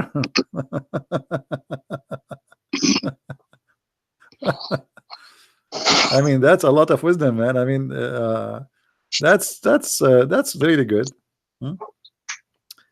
but they say like there are thousands of those. Okay, what about wisdoms? what I about, don't know. okay, you believe in قال علي قال الإمام قال. Okay, you believe in al-Mahdi, right? Yes. Okay. Well, yeah, I don't know, but it is in Shia Islam. It is of the main belief. But. Yeah, but I know, but I mean the Mahdi. Is it true that his fart is like perfume? What? What do you mean what? Is it true that his fart is like a perfume? Why you are laughing? Hold yourself. This is your religion. Come on, show respect, man. This is Biharul Anwar, Al-Allama Al-Majlisi, volume number 25, page number 168. All right. The description about Al-Mahdi. What Al-Mahdi, what he will be. He says that the Imam Ashru Alama, there is two signs of Al-Mahdi. First one, his penis will be circumcised when he was born. So his penis is already circumcised by Allah. And if he fell down in the ground, he will fail in his butt. In his butt. Not in his any side, no, in his butt. Always he fell down in the butt. Like you throw him in the air, he go down in his butt. And when he fell in his butt, right away he say ash-shahada, ash-shahadatain. Right away, he fell in his butt. He say la ashhadu la ilaha illallah, no, Ali, blah, blah, blah. Okay, and then he never have, or he will never have get dirty from orgasm, which means his orgasm is always pure, and his eyes never sleep, and his his eyes sleep, but his heart never sleep, and he never do yawning, and he never stretch like what like stretch his arms, like he never do that, like tired, like no. And then he can see what is in the front and what is behind him in the same time.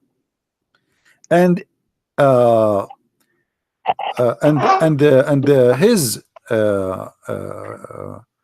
like his the effect is like the musk, and the earth always right away swallow it and make it disappear.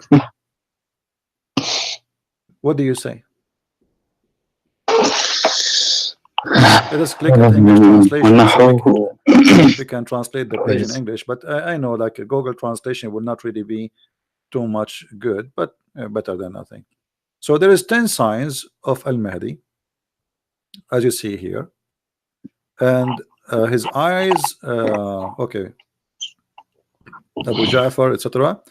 For the 10 signs, he is born with sealed the cleanser. See, the cleanser is circumcised, and if he fall in the ground, he fall in his butt, not his feet. And when he will rise his voice saying the shahada.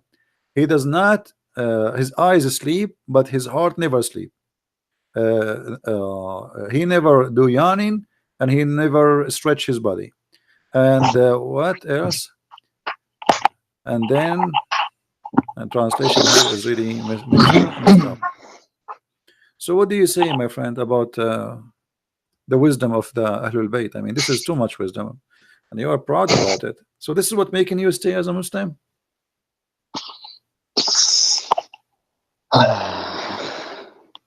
Hmm? I don't know what to say, man. Hmm. What, you will stay a Muslim or not? I don't know.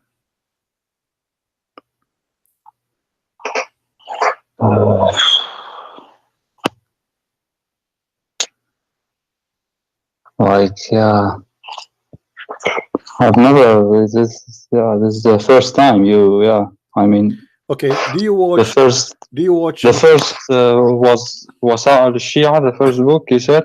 We are quoting from many. The last one it was from Al-Kafi, I think. Have you ever? Did you watch like those magicians who do things like make something come from your nose, etc.?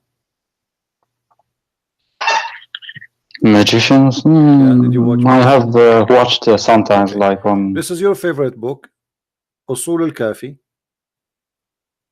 شرح أصول الكافي. It's not my favorite book. Well, about Al-Kafi, this is explanation for Al-Kafi. This exists in the Kafi, but this is explanation for it. It says, the Prophet of Allah, he pray, and when he pray, from his nose came, from his right side, left side of his nose, a bird which is yellow, and it is from the kind of the luctus, and he was bigger than a fly. And this fly go and walk under the throne of Allah, asking Allah for forgiveness.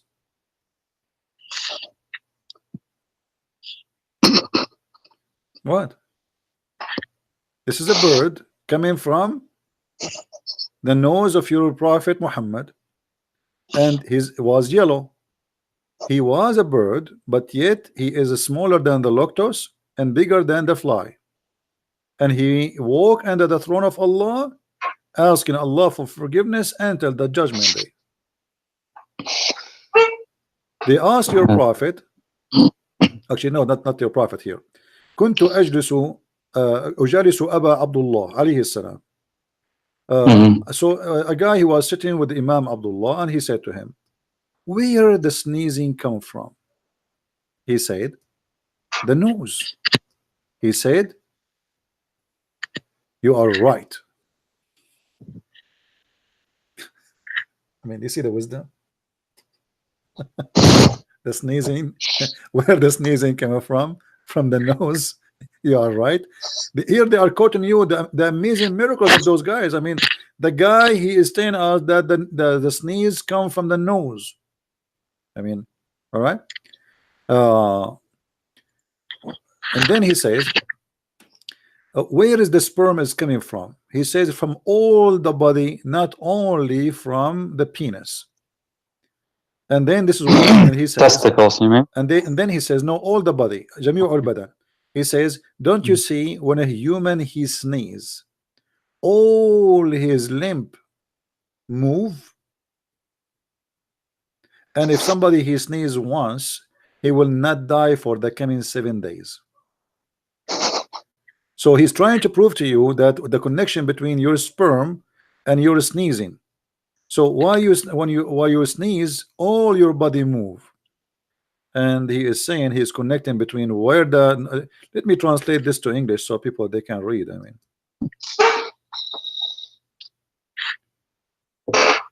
so what do you think? We still Muslims? I don't know what to say to you. This is I asked you why you are staying Muslim until now. You said they have wisdom. Okay, we are reading the wisdom. You want more wisdom? I can give you from now until next year a lot of wisdom. Do you really want more wisdom, or we are done? Well, I don't know what you want. Yeah, I mean, yeah. Okay, how many Allah he have 2 cities in this earth? Is that correct, or you do not know about this one?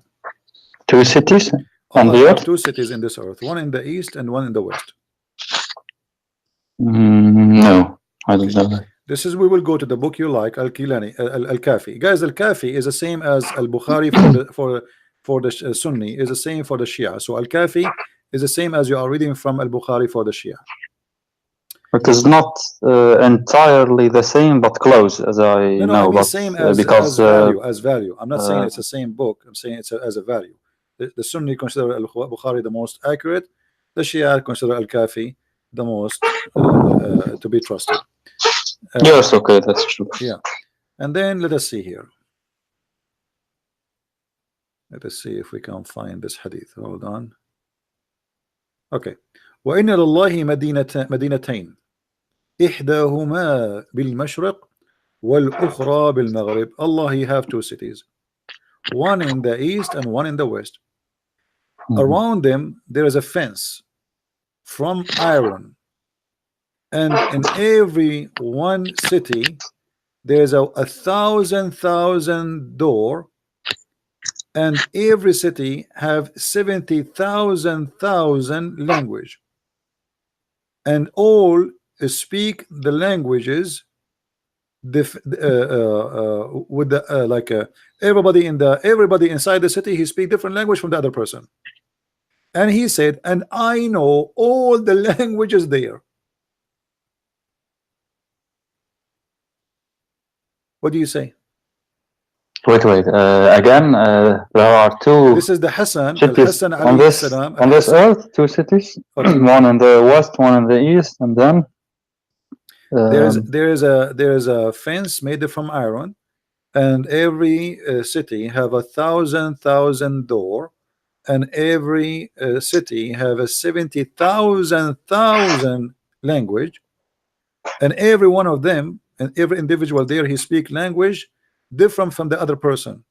And he said, Al-Hassan, and وأنا أعرف جميع اللغات وما فيهما وما بينهما, and I know all the languages for those two cities and even what is between them.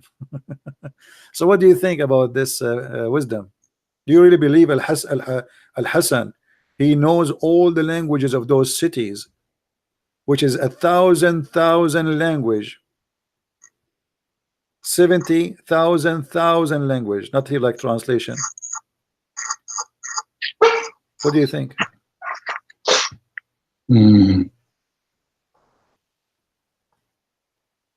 But there's two cities. Where is that? Like meant One city on in the the earth, east, or one city in the earth, but nobody knows where it is.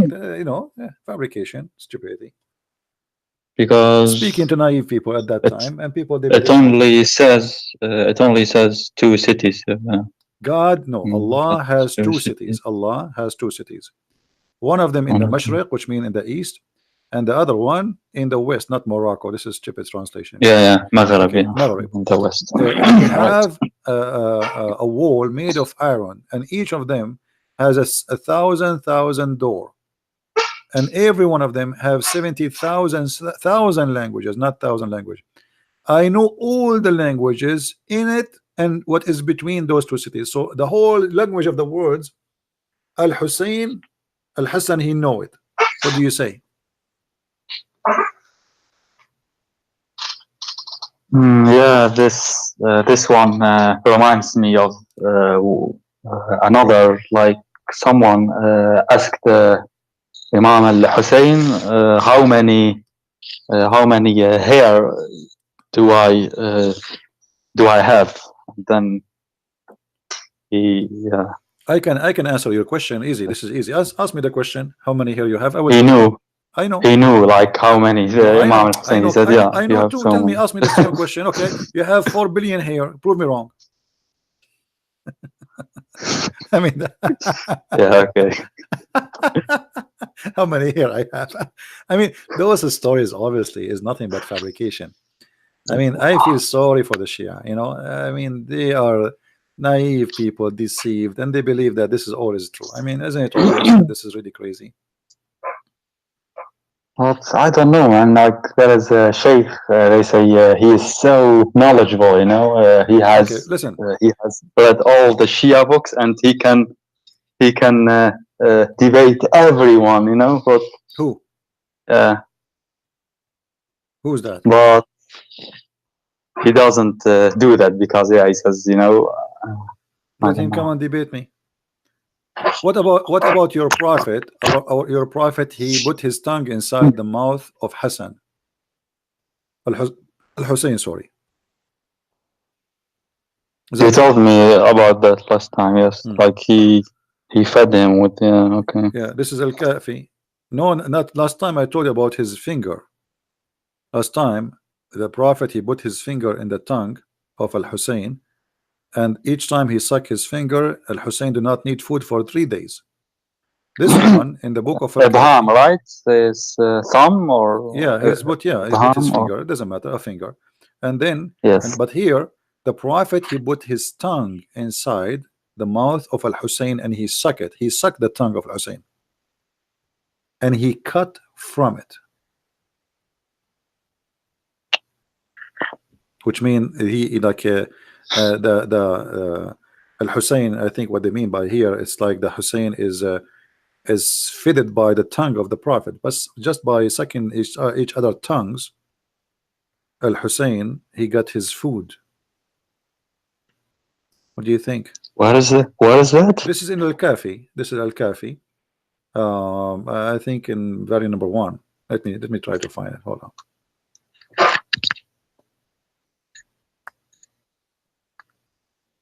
Oh yeah.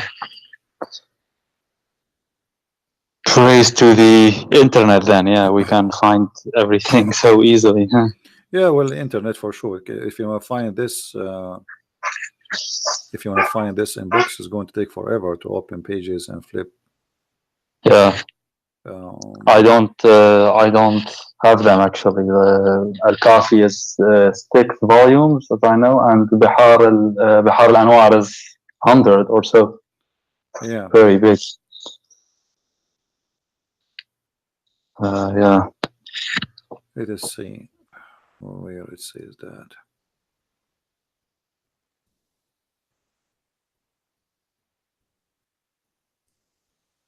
Okay, here we go.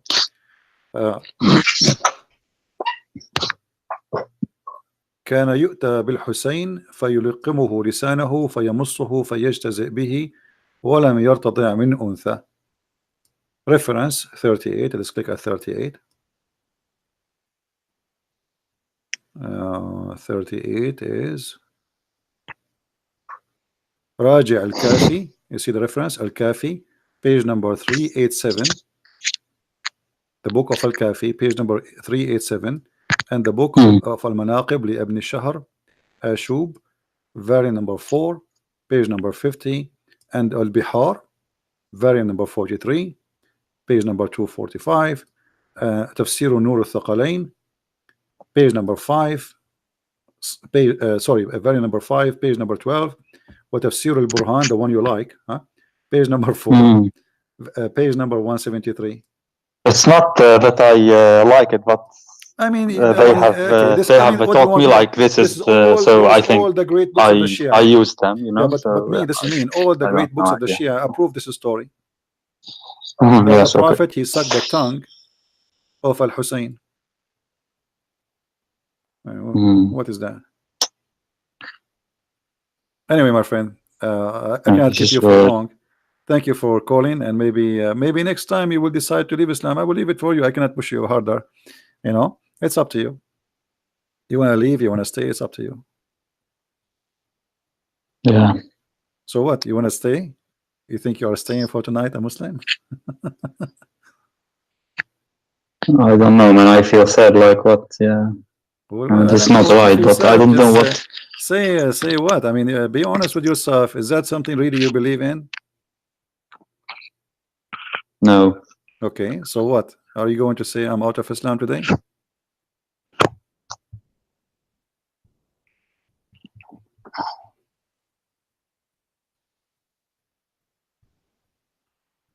Are you afraid to say it?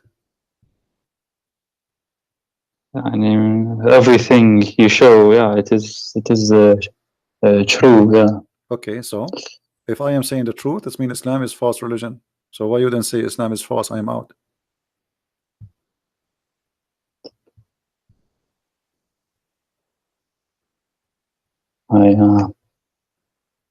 Like, I don't know, man. I just told you how many hair you I have in feel your body. sad. Don't feel sad. It's okay. I mean, all of us, we go through things in our life, and I better fix it than sorry forever. Now you can fix it. Yeah, Just okay, but denounce Islam. Say I'm out of this cult.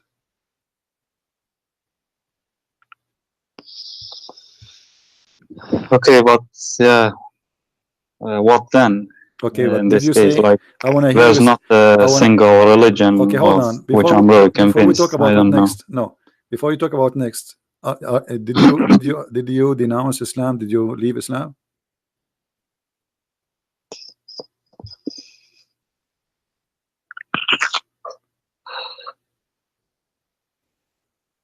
I don't know, man. I'm scared of her. Like everything you show, it is true. I can't deny it. You show Yeah. it with references and. One of them is lying, either Muhammad or me. So which one we do? I showed you everything from their books. No, you're not lying. You're not lying. Okay, so Muhammad is lying. So why you don't say Muhammad is lying? I am out of Islam. I'm really. I don't know, man. I'm so scared. They say if you leave Islam and then. Then what? You will not get the 70,000 version, 70 version. Oh, like No version are waiting for hell you, and neither for you, neither for torment, me, Hassan. punishment. They say, yeah. There's no version are waiting for us, neither me, neither you. It's a lie. Come on, say it. Be brave.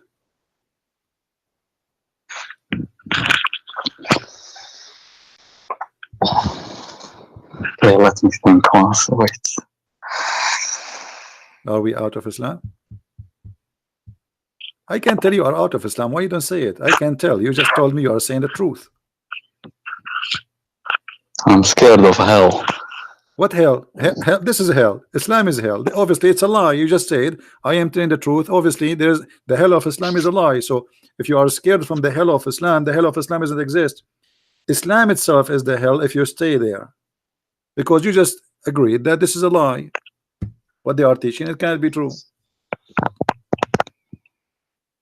Yeah, okay, yeah, you show from a card, but you said that, yeah, I don't know, those wisdoms you like, the real wisdoms, you said that they came many years after Nahj al-Balagha and such It books. doesn't matter if they Also are Shia claim, said, but if yeah. they are said by the leader of the Shia or they are fabrication. At the end of the day, you are believing in a false religion. Because if the God of Islam, he wanted you to believe in those stories, why he allowed even those things to happen? Remember, we showed you the Quran saying that if Allah wants somebody to go astray, nobody can guide him, and nobody will go astray unless Allah want him to go astray. So why Allah want you to go astray and follow the Shia or Sunni? Allah is the devil.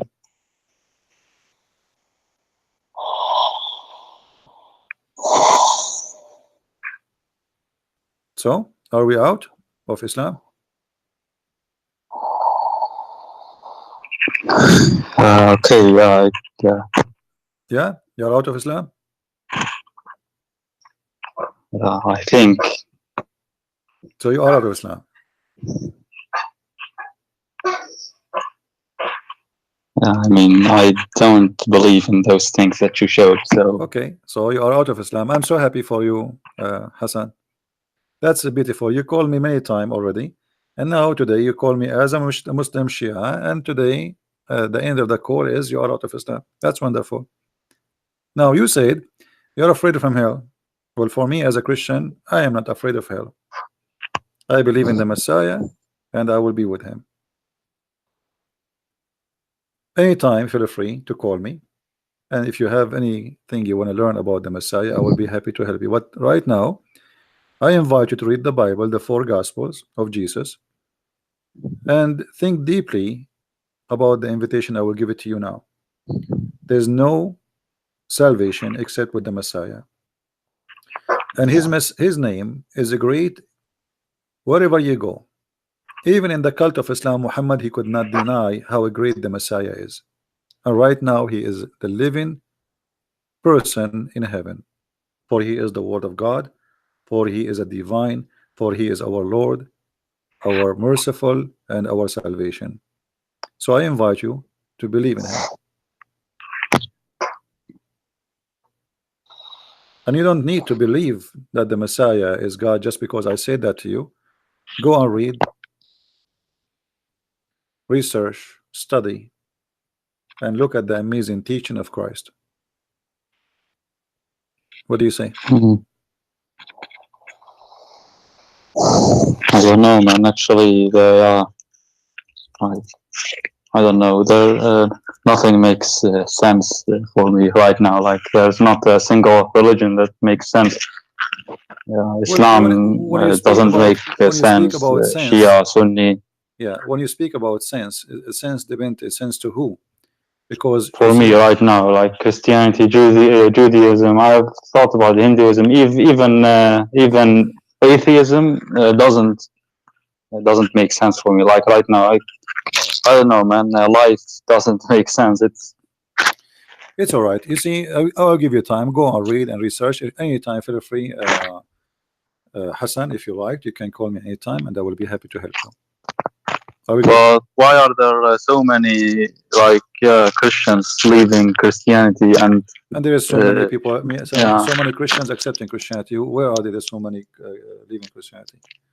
What do you mean, atheist or what? I mean, in the past, like what I live now, like 60% are atheists. No, it's And not. That's not true, my friend. yeah, Those numbers are false.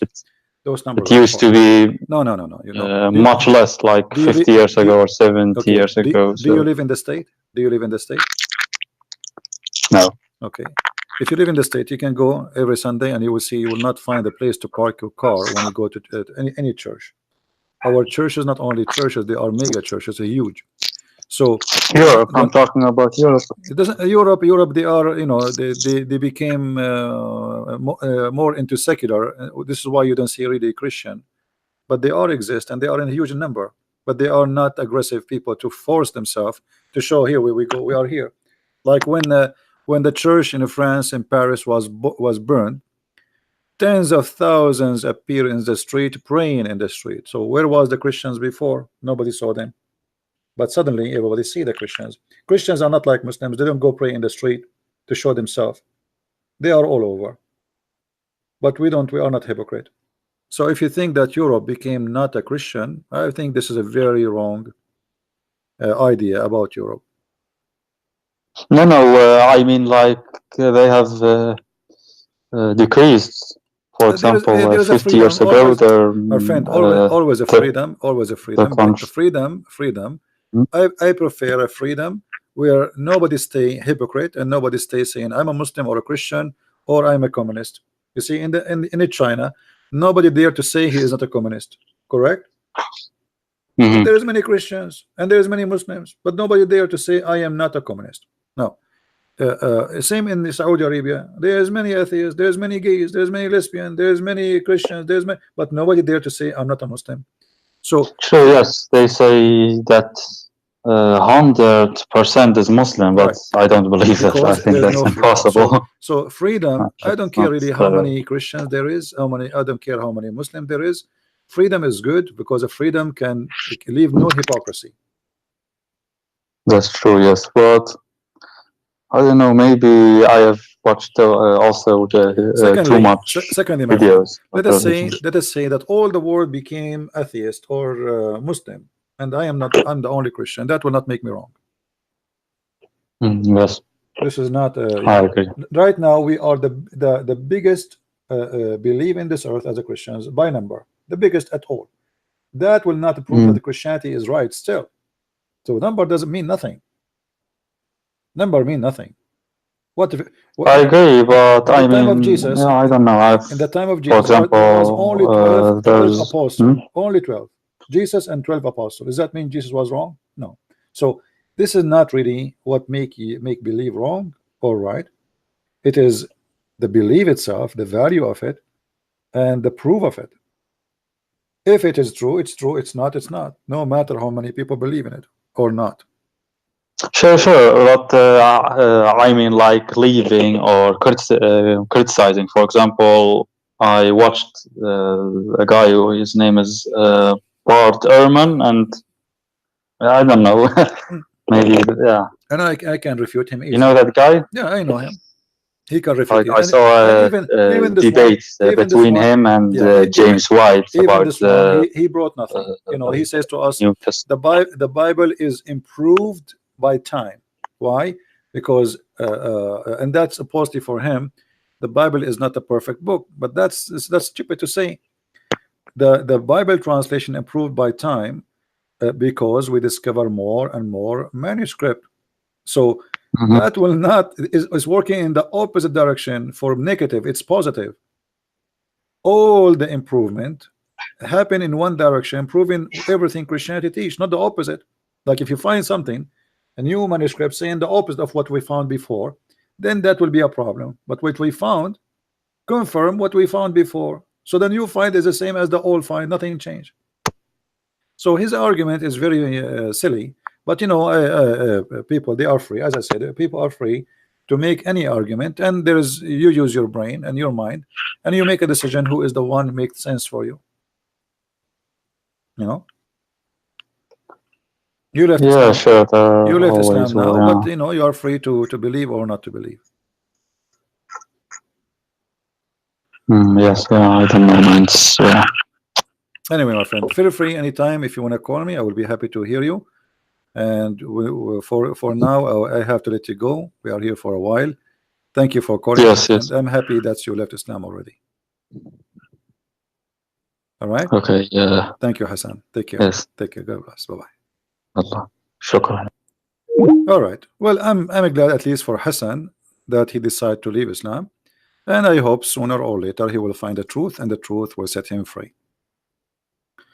Again, belief is a personal matter, and it's not something uh, you know. You see, I'm not believing in Jesus because what makes sense as much it is. There's things in Christianity, same as in atheism, same as in many. It doesn't make sense, and same as in Islam. As an example, Jesus is a son of a virgin. Okay, it doesn't make sense if you are a Muslim, even though Muslim believe in that. But it doesn't make sense. I mean, why? How? But if you are a Christian, right away you will notice that in Christianity only that makes sense because he is, and the Christian believe he is a son of God. So it doesn't make sense that he is a prophet, he is a son of the virgin. That's weird. What for? I mean, he can still be a prophet without being a son of a virgin. What the point of this? And this miracle nobody can prove. My mother, can she claim that she gave me birth, she gave birth to me, and she was a virgin? Nobody can prove her wrong. So what the point of this statement? So there is things in belief, it doesn't make sense unless you understand the belief, unless you are from that point of that belief. Same time, uh, for an atheist, saying that Jesus is born of a virgin is a foolishness. That's crazy. That's stupid. That's etc. But because he's an atheist, and for me, he is the one saying foolish stuff too. Like the atheists, they accepted Darwin to be their master when Darwin is a stupid fool, a racist. He captured a black man, he put him in the cage to prove that monkeys are coming from the black race. That is foolish. So for him, he thinks Christianity is foolish. For me, I believe that not only his belief is foolish, it is dangerous.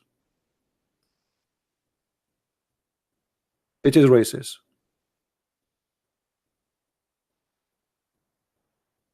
A Muslim, he believed that Mary, she would give birth, but she is a virgin, but she cannot explain to us why. What the point of this verse? This doesn't make sense. Why? We don't know. The Muslim, they worship Allah. Why? Because Allah, he says, I'm God, worship me. So what? I'm okay, I'm going to say I'm God, worship me. Here we go. There's no proofs. The Quran is full of errors, full of contradiction, stupid teaching. And then somebody says to me, I am God, worship me, and then I'm going to worship him just because. And not only that, this God, he never spoke to us. The God of Islam is a mute God. Never said a word.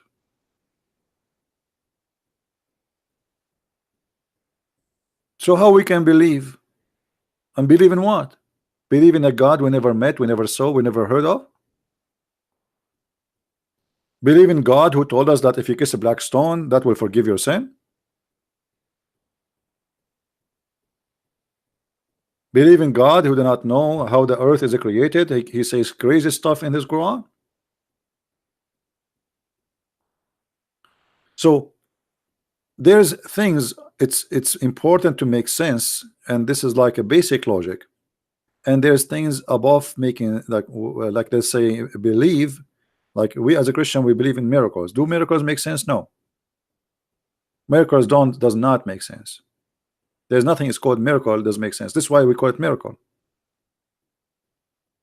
But where is the miracle of Muhammad? The Muslim, they say to us Muhammad he split the moon. Even the Quran never said that. It says the judgment day is near and the moon is split, which means the one who is writing reporting something happened at that time, supposedly the moon is split. It doesn't say that Muhammad split anything.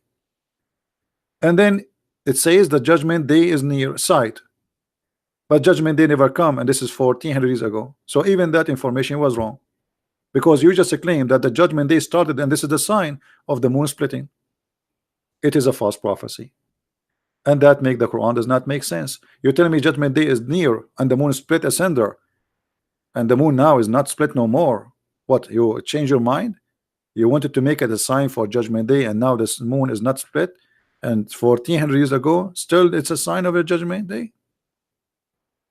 So, and then the Muslims, in order to fabricate stories to make you believe in stories, they start making books, articles, videos that the Quran is full of science, and we get all their science busted. What makes sense in Islam? So we need to make it clear that there's many things does not make sense in our life, even when we speak about science. When somebody speak about the Big Bang for me does not make sense. And it does not make sense for many scientists, not for me only. Not every scientist believe in the Big Bang. It's a theory. So it is okay to have a belief of, like I say, to say something does not make sense to me, but doesn't mean that what does not make sense to you, it is wrong. As an example, if I say to somebody 300 years ago, time will come and people, they can have something in their pocket, they open it, they push the bombs, and they can talk to somebody in China. They will laugh at me. They will say to me that does not make sense, right? If I say to someone that time will come and somebody can speak from Tokyo and we can see him in New York, we can see his picture in New York, they will laugh at me. That does not make sense. So what makes sense or make not sense is depend on the time you say it, and depend on the time it's happening. So there's things we say and there's things happened. People, they believe in what happened, and what is not happening, it does not make sense to them. And that was what is atheism is about. However, the atheists, they go farther in their fantasy. They believe in something not happened to be happen. As an example, the Big Bang, because there's no proof of it. It's a theory. Nobody witnessed it, nobody saw it, nobody was there. And they cannot make the Big Bang happen again. If the Big Bang is something possible, well, we can do it then in the laboratory. And actually they make a machine, I think in Finland or Sweden, for the Big Bang. They spend billions of dollars and they could not come with any result. They wasted the money. So believing in something or disbelieving is a healthy thing, but when you believe in stupid stuff, it is not healthy. And I see that Islam is teaching nothing but stupid things. I saw nothing in Islam worth to believe in. Like God, he want to give me a lot of naked women in the heaven. Why? Because I believe in him. That not only does not make sense, that's satanic. That's evil. 80,000 little boys will be in my house to serve me. That is not, doesn't make sense only. That's satanic, because this is a child abuse. So how I am seeking a better attitude in life, to be better me tomorrow, to be in heaven. Yet in the heaven, I have a lot of abuse I will do for people who will be under my command.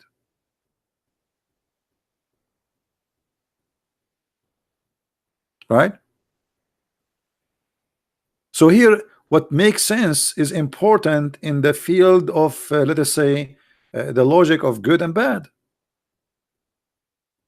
What kind of God? He want to give me a lot of women. I will see their bones. I will see the marrow of their bones, and I will have sex with them. That not only doesn't make sense, this is stupid. What kind of God? He promised me endless private part. That's funny and stupid. So my wife is next to me, but my private part in China. So what I will do now? You turn. So there is things when we say it does not make sense. Not necessarily what does not make sense can be wrong. And as we give you example about like radio waves, pictures, phone. You know, if you speak about it 300-400 years ago, people will laugh at you. It doesn't make sense, and they will think you are crazy. But there's things that not make sense, not only because it does not make sense, because it is evil and ugly. Like promising me 80,000 little boys to serve me in the heaven. You know, I cannot be happy without having 80,000 little boys in my house to serve me. So in order to be happy, Allah will enslave little tiny children's, 80,000 of them, to make me happy. So you will make 80,000 miserable servant for eternity to make one person happy.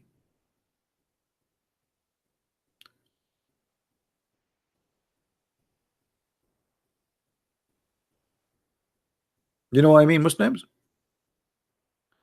So what makes sense and what does not make sense? When a person, he says to me, he went to the top of the seventh heaven and he found a tree, and he found under the tree where is the rivers of Euphrates and the Nile River coming from heaven. And then he says to me that he was up in the sky. Well, that's not only does not make sense, that it proving that he is a liar. You see, I can say things does not make sense about understanding the universe because I am limited as a human being and I do not know really. You know, I can say to you, like, let us say somebody he think the earth is a flat. Oh, okay. Well, I mean, I give him excuse because uh, he is not capable of seeing the earth from far away to see how it look like. I understand. But somebody claimed that he went to heaven, he went to the sky, the seventh sky, not only in the sky, like the end of the world. And then he found in the sky the Nile River and the Euphrates and Shihan and Jihan, and those are rivers of paradise. Not only this does not make sense, it's proven to me that he is a liar.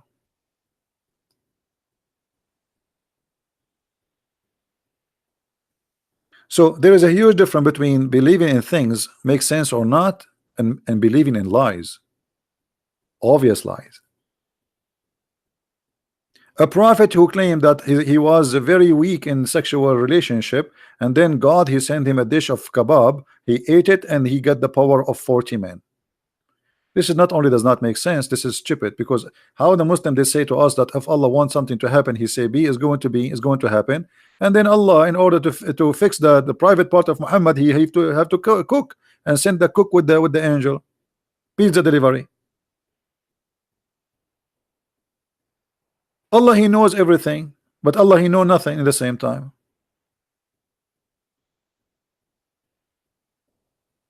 Read the Quran and love. And this is why we welcome Muslims to debate us and to challenge us live on air. And I challenge you to show me, well, how you say, okay, Allah he said I am God, worship me. Okay, so is that a reason to worship him? Maybe he doesn't even exist. Who is the one who says I am Allah, worship me? Allah? Have you heard him? So look at this religion. One guy, no witnesses. His name is Muhammad. He never saw Allah. He never heard Allah. He witnessed to Allah, and nobody witnessed to him. and yet we have to believe in him. The Quran says in a silly case as writing like borrowing money, we have to get at least 2 witnesses. In the case of adultery, we have to get 4 witnesses.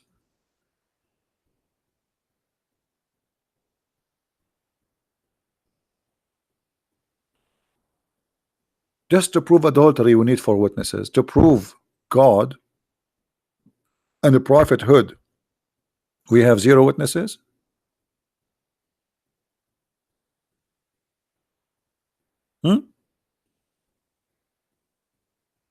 Which one is more important? And by the way, like the verse in front of us about 4 witnesses for adultery, additionally prove that Muhammad cannot be a prophet, because he said, and excuse my language, the 4 witnesses, they have to see the private part of the male going in the private part of the female. That's impossible. So if a woman and man having sex but yet they are covering themselves, even if you have 4 witnesses and they saw not that part going in and out, there's no proof. And if you accuse the man or the woman of adultery in Islam and you could not see that, the prophet will whip your back. He will punish you. So imagine you enter your house, you find your wife naked in the top of a man having sex with him. Now it's time for you to call your friends. You have to find 4 friends, and they have to come and they have to look and see the private part of the guy getting in and out. And the guy will wait for you. He will say, call 4 friends.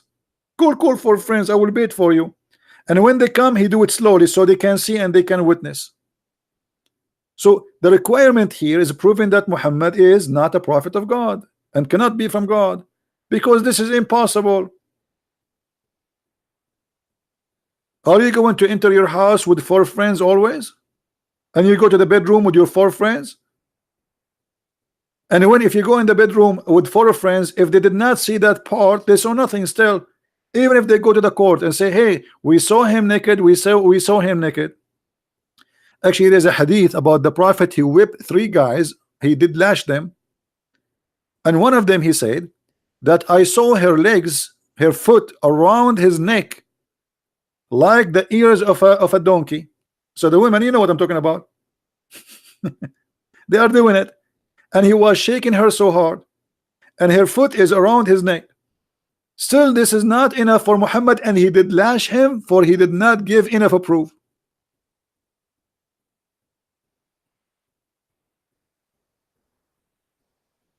So how we can prove adultery in Islam? Proving adultery in Islam is extremely impossible, the same as proving Muhammad to be a prophet. No witnesses, nothing. Okay, Muhammad, he went to the 7th heaven 11. Any witnesses? No. Muhammad, he saw the angel Jibreel, and Jibreel gave him Quran. Any witnesses? No.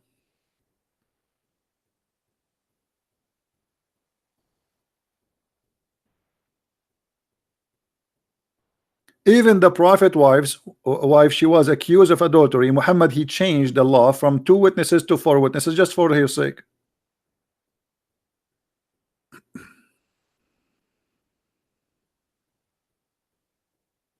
So what is the proof that Muhammad is a prophet? No proof. And what is the prophecy of Muhammad? The Muslim, they come with tons of funny prophecies. As an example, they say to you, the prophet, he prophesied that the Roman, they will win the war in a few years.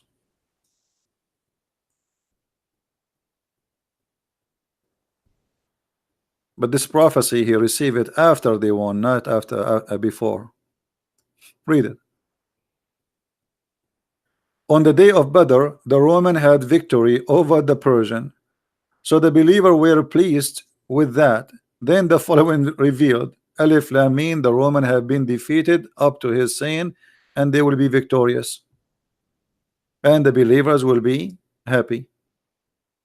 So even this fabrication is a lie. The date is a lie. The prophecy is false. And the hadith proving all of this fabrication to be not true. Imagine I prophesy for you about Trump will be president in 2016, but already we are 2019. Have you ever heard of somebody receive a prophecy after it happened? That's Muhammad.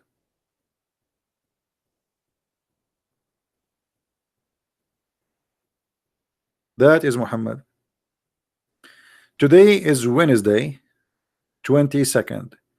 Tomorrow and the day after, I'm going to take a break from going live on air. So we will go back in a Friday, if you don't mind, guys, because I'm getting really headache from speaking for long. It's too much every day, every day.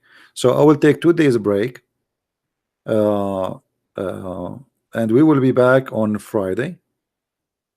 All right, and please don't forget to subscribe and join us when we go live on air, and keep your activation, I mean your notification on, so you can receive. And always you can, if you like, you have a video and you lost it, you can go to Patreon and you will find the updated link, which means before I delete the video here in my page, I post in my Patreon a link of one of you who posted my video on his channel.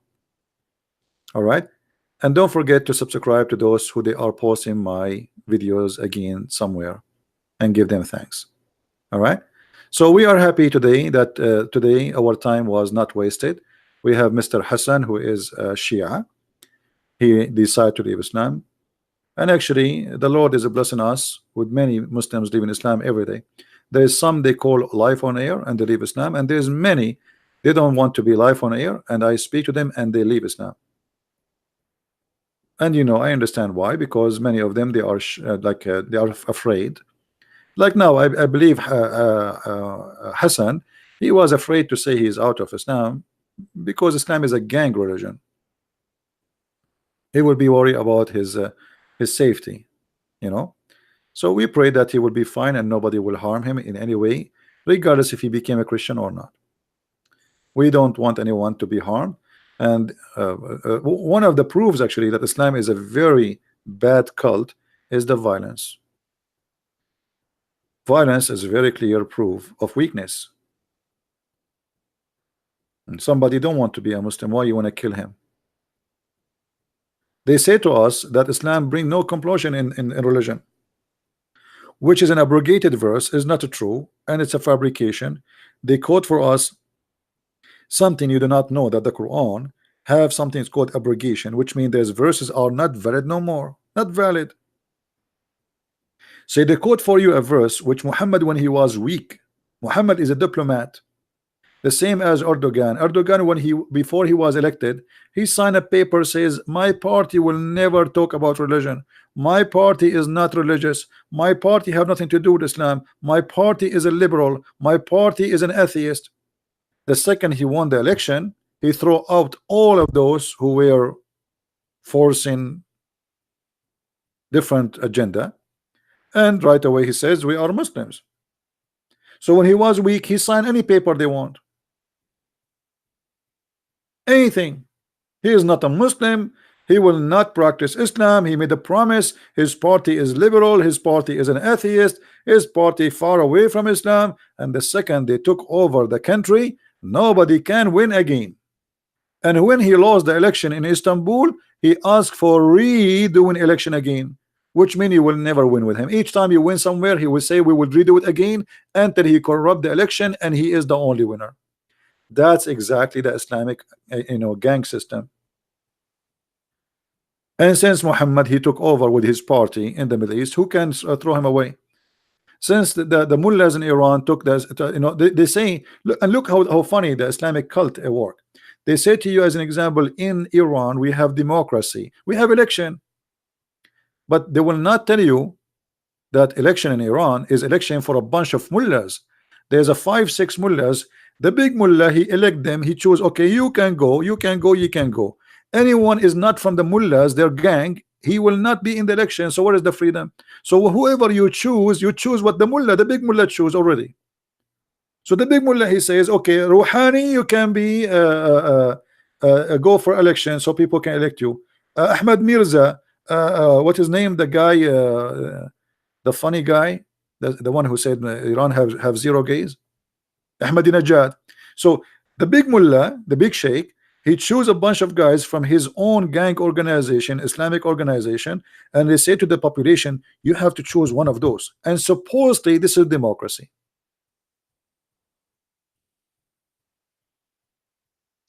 This is how they try to fool us by the democracy of Allah and His religion.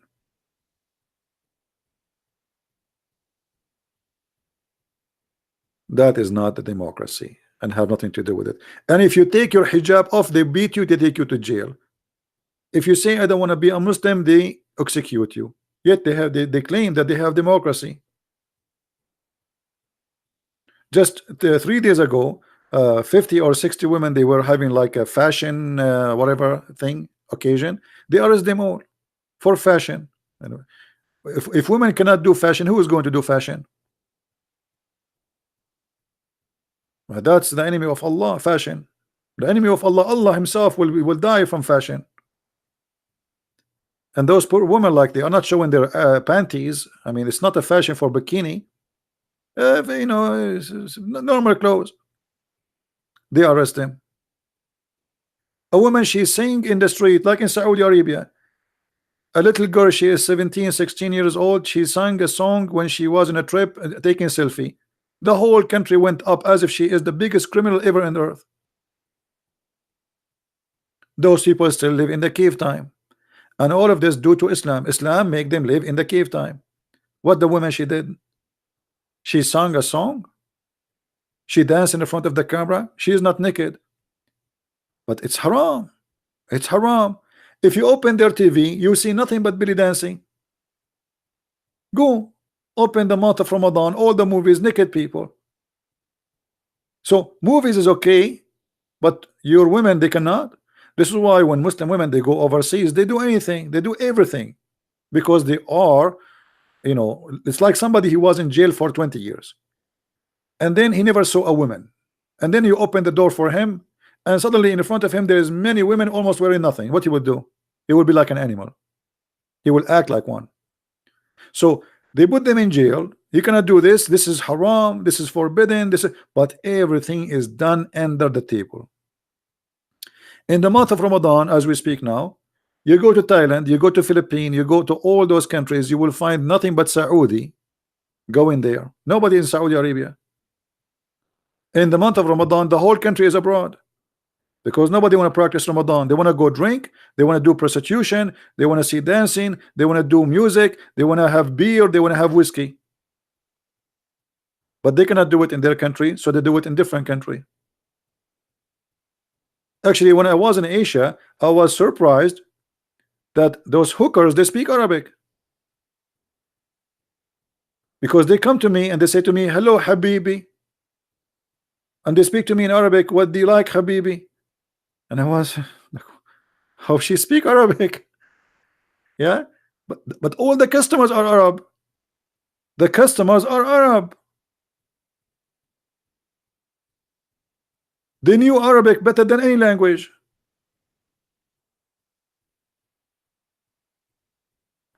The night clubs, that's everything. You know, it's, and the funny, you will find a restaurant says halal food, and next to it there's nightclub.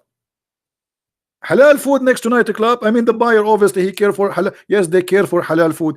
They want to eat halal food and they want to do halal prostitution.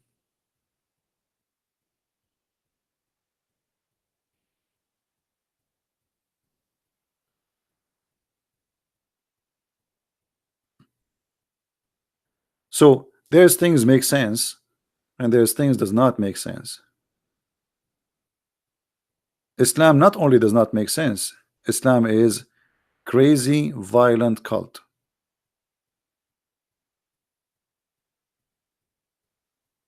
And always be careful from what they say to you about what's right and what's wrong, especially those liberals who try always to present Islam as a good religion. They speak of what they don't know, and many of them, they take the side of Islam just because you are a Christian, you are conservative, okay, we will believe in whatever you believe against you. You like the cross, we will take it down. You like the Bible, we will take it from the hotels. You don't like Islam, we will support Islam. This is the whole idea of the agenda of the liberals and those like in America, like Democrat. They are against anything you believe in. Anything. It doesn't matter what it is. If you say Islam is good, they will say Islam is wrong.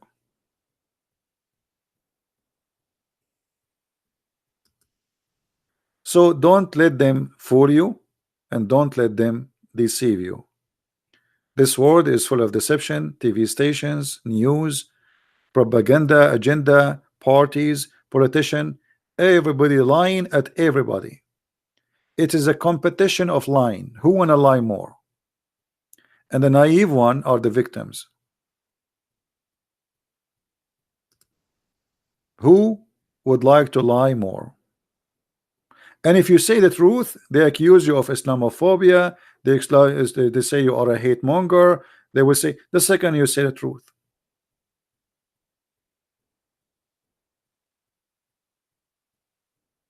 All right. So anyway, I hope today it was good for you. Those who like to cut and paste the videos in their channel, don't forget to download the video right away. Especially today we have a good event of Mr. Hassan. He decided he's a Shia. He decided to leave Islam. It was a good day for him, and we pray that the Lord he will guide him and he will show him the right place to be in. And I hope that soon he will come to a conclusion in whatever make him feel better.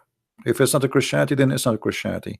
So still I will pray for you, that I pray that the Lord will guide you and will bring you to peace, and you will find happiness in your life, whatever the happiness is. All right. If it's not a Christianity, let it be, but we want you to be happy, and God he love everybody. So I advise you to be with the one who loves you, not the one who want you to love him, and the return it will give you some women. Our Lord he loves you as you are, for he made you the way you are.